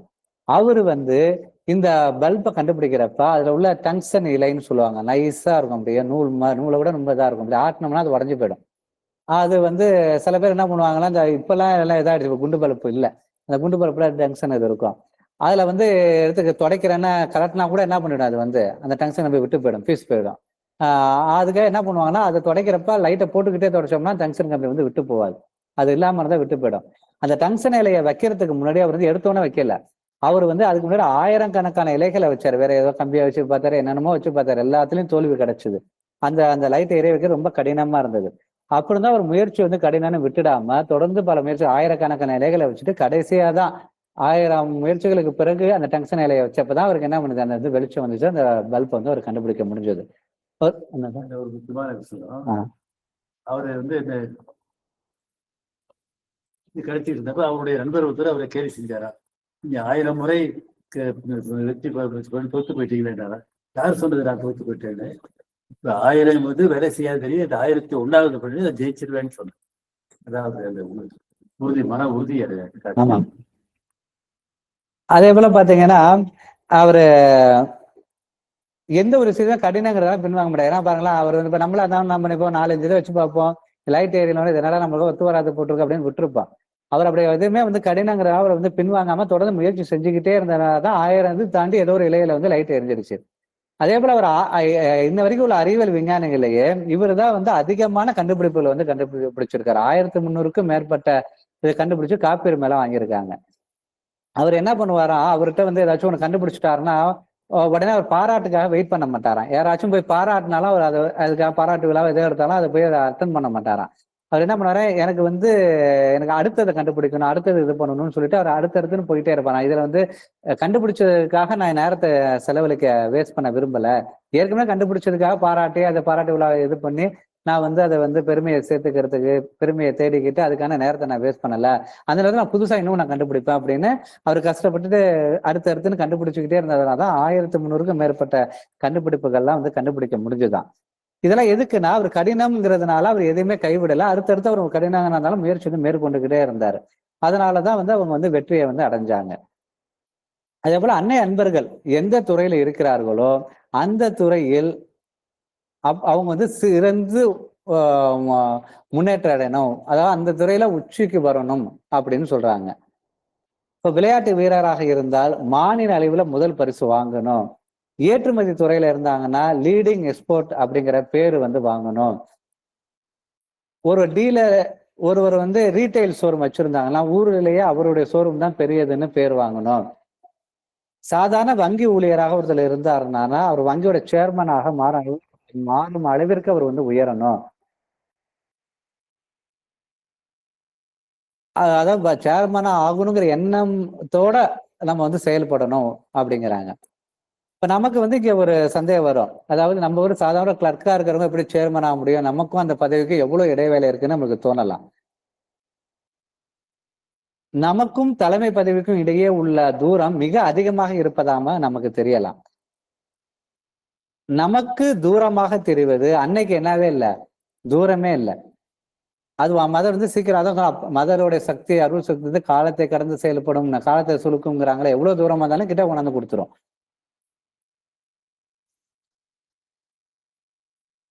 அதை சொல்லிட்டு அது ஒரு உதாரணத்தை வந்து அப்பா இங்க சொல்றாங்க. அப்பா வந்து மதர் எக்ஸ்போர்ட் என்ற ஒரு சிறு ஏற்றுமதி நிறுவனத்தை வந்து ஆரம்பிச்சாங்களாம். அதற்கு வந்து ரெப்கோ பேங்க்ல வந்து நிறுவனத்துல வந்து லோன் அப்ளிகேஷன் போட்டிருந்தாங்களாம். இந்த கடனை வந்து ப்ராசஸிங் செய்வதற்காக ரெப்கோ வங்கில இருந்து ஒரு கிளார்க் ஒருத்தர் வந்து அடிக்கடி மதர் சர்வீஸ் சொசைட்டிக்கு வருவாங்களாம். அப்பா கேட்டது வந்து 14 லட்சம் ரூபாய் லோனு. அதை ப்ராசஸ் செய்வதற்காக 5-6 முறை வந்து அந்த கிளார்க் வந்து சொசைட்டிக்கு வந்துட்டு போயிட்டு இருந்தாங்க. லோன் வந்து ப்ராசஸ் ஆகி லோன் கிடைச்சிருச்சு. இந்த சிறு உதவி செய்ததற்காக 10 வருடத்துல அந்த எழுத்தர் வந்து ரெப்கோ வங்கியில எம்டியாக மாறிவிட்டாராம். பாருங்க, வங்கியோட எழுத்தரோட நிலை என்ன, எம்டியோட நிலை என்ன, இதுக்கு இடையில எவ்வளவு தூரம் இருக்கு. அந்த தூரத்தை குறைச்சது எது? அன்னையோட அருள். அந்த அருள் அவர் வாழ்க்கையில செயல்பட வச்சதுக்கு கருவியா இருந்தது எது? அவர் அந்த மதருக்கு, அந்த அப்பாவுக்கு, சர்வீஸ் சொசைட்டிக்கு செஞ்ச சேவை மூலயமா அந்த அருள் செயல்பட்டு அந்த தூரத்தை குறைச்சிருச்சு. அதுக்குதான் நம்ம என்ன பண்ணணும் அப்படின்னா, அன்னை தியான மையத்திற்கு இல்ல வந்து சொசைட்டிக்கு, அன்னை டிவோட்டிக்கு வந்து நம்ம ஒரு சேவை செஞ்சோம்னா யாருக்கு சேவை செஞ்சதா அர்த்தம்? அன்னைக்கு சேவை செஞ்சதா அர்த்தம். அப்ப வந்து என்ன ஆகும்னா, நம்மளுக்கு வந்து வாழ்க்கையில வந்து இந்த மாதிரி நம்மளுக்கு எட்டாத பெரிய விஷயம்லாம் கிட்டக்க கிடைக்கும். ஏன்னா அந்த ரெப்கோ எம்டி வந்து அவர் வாழ்க்கையில நினைச்சே பார்த்திருக்க மாட்டாரு. அவர் வந்து இங்க சொசைட்டிக்கு சேவை செஞ்சா அது வந்து நம்மளுக்கு இந்த கிரேஸ் கிடைக்கும், எம்டி ஆகும்னு நினைச்சும் அவர் செய்யல. அவர் அறியாம அவர் வந்து ஒரு சேவை செஞ்சாரு, அவர் வேலையை செஞ்சாரு. அந்த சேவைக்கான பலனை வந்து லைஃப் என்ன பண்ணுது, அன்னையோட அருள் வந்து, அதான் சொன்னால தகுதி உள்ளவங்களுக்கு வந்து அன்னையோட அருள் கேட்காமையே செயல்படும்னு சொன்னாங்க இல்லையா? அவர் கேட்காமையே அவர் வாழ்க்கையில வந்து செயல்பட்டது. அதாவது தூரத்தை குறைச்சு அதை வந்து கொடுப்பாங்கிறதுக்கு அவர் ஒரு நல்ல ஒரு உதாரணமா அப்பா வந்து சொல்றாங்க. வெறும் எழுத்தர் எம்டி ஆகும் பொழுது அன்னை அன்பர்கள் என்னதான் செய்ய முடியாது, எதுவும் முடியும். ஆகவே நமது கனவுகளை வெறும் கனவுகளாக நினைக்காமல் அவற்றுக்கு செயல் வடிவம் கொடுக்க நம்மால் ஆன முயற்சிகளை எடுக்க வேண்டும். நம் வேலை முயற்சி செய்வது மட்டும்தான், கடினம் என்று பின்வாங்காமல் முயற்சி செய்வது மட்டும்தான், முடிவு வந்து அன்னை வழங்குவது அப்படின்னு சொல்றாங்க. இதுல அந்த ஒரே ஒரு விஷயத்தை மட்டும் சொல்லி முடிச்சுக்கிறேன். அதாவது அருள் வந்து சொன்னோம் இல்லையா, அருள் வந்து தன்னுடைய அன்னையோட அருள் ஆதரவு வந்து நம்மளை கேட்காமலே கொடுக்கும், எல்லாமே கொடுக்கும்னு. அதற்கு வந்து சில ஒரு விஷயத்த சொல்றாங்க. அதை சொல்லி நம்ம இதை வந்து நிறைவு செஞ்சுக்கலாம் அப்படின்னு நினைக்கிறேன். அது போனதுல சொல்றதுக்கு வந்து அதை விட்டுட்டேன். அது என்னன்னு பாத்தீங்கன்னா, அருளின் ஆதரவை நம்ம பெறுவதற்கு ஸ்ரீ அப்பா அவர்கள் நமது மனம், நம்மளுடைய உணர்வு, உடல் ஆகியவை எப்படி இருக்கணும் அப்படிங்கிறது ஒரு சொல்றாங்க. அதாவது தகுதியானவர்களுக்கு வந்து அன்னையோட அருள் கேட்காமலே செயல்படும் சொன்னோம் இல்லையா? அதுல நம்ம மனசு என்ன தகுதி பெறணும், உணர்வு என்ன தகுதி பெறணும், உடல் என்ன தகுதி பெறணும் அப்படிங்கிறது இங்க சொல்லியிருக்கிறாங்க. அதை சொல்லிட்டு முடிச்சிடலாம். ஃபர்ஸ்ட் நம்மளுடைய மனம். நம் மனம் அருளை நம்ப வேண்டும், அன்னையோட அருளை நம்ப வேண்டும், உண்மையாக இருக்க வேண்டும். தவறான வழியில இல்லாம நேராக உண்மையாக இருக்கணும். அருளின் மீதும் அதன் ஆற்றல் மீதும் நம் மனதிற்கு நம்பிக்கை வர வேண்டும். முன்னாடி சொன்னால் அருள் வந்து காலத்தை சுருக்கும், அது வந்து அபரிமிதமான பிரபஞ்சத்தை விட பெருசு, அது வந்து புவியிருப்பு சக்தி போல நம்மளோட எப்போதும் இருக்கு, அது சனத்துல செயல்படணும். அருளை பத்தின விஷயங்கள்லாம் ஃபர்ஸ்ட் நம்ம மனசு நம்பணும். அப்படி நம்பணுச்சுன்னா அருள் வந்து சனத்துல செயல்படும். அருளுக்கு எதிரான எண்ணம் இருக்கக்கூடாது. அருளுக்கு எதிரான எண்ணம்னா கெட்ட எண்ணங்கள், அருள் செயல்படுமா இல்லையாங்கிற சந்தேகம், இது போன்ற கெட்ட எண்ணம்லாம் இருக்கக்கூடாது. இதெல்லாம் வந்து மனசு வந்து இந்த தகுதிகள்லாம் இருந்துச்சுன்னா அன்னையோட அருள் வந்து செயல்படும். அடுத்தது உணர்ச்சி. நம்ம உணர்ச்சியில வந்து அருளின் ஆதரவு நமக்கு கிடைக்க, அந்த அருளின் ஆதரவு நடக்கிறதற்கு எதிரான வகையில் நம்மளுடைய உணர்வுகள் இருக்கக்கூடாது. அதாவது அருளுக்கு எதிரான உணர்வுகள் நம்மிடம் இருக்கக்கூடாது. அருளுக்கு எதிரான உணர்வுகள் என்னன்னு பாத்தீங்கன்னா, எரிச்சல், சலிப்பு, சோம்பேறி, கோபம், அவசரம், இது போன்ற இதெல்லாம் நம்ம அந்த உணர்வுகள்ல நம்ம வெளிப்படுத்தினோம்னா அந்த அருள் செயல்படுறதுக்கு வந்து தடையா இருக்கும். அடுத்தது உடல்ல வந்து அருள் நம்ம வாழ்க்கையில செயல்படுறது, உடல் எப்படி தகுதியா இருக்கணும் அப்படின்னு பாத்தீங்கன்னா, சுறுசுறுப்பு, எனர்ஜி, ஆற்றல்னு சொல்லுவாங்கல்ல, அந்த எனர்ஜெட்டிக் பர்சன், அந்த எனர்ஜியும் சக்தியும் சுறுசுறுப்பும் இருக்கணும் அப்படிங்கிறாங்க. அதாவது அப்பா என்ன சொல்றாங்கன்னா, எனர்ஜி தான் பணம்னு சொல்றாங்க. எந்த அளவுக்கு நம்மளுக்கு வந்து எனர்ஜி இருக்கோ, அந்த அளவுக்கு வருமானம் அதிகரிக்கும்னு சொல்றாங்க. அதே மாதிரி உடம்பு சுறுசுறுப்பாகவும், நம்ம எனர்ஜியா இருந்தாலும் அன்னையோட அருள் செயல்படும். உணர்வுல வந்து எரிச்சல், சலிப்பு, கோபம், அவசரம் இல்லாம இருந்ததுன்னா அன்னையோட அருள் வந்து தானா செயல்படும்.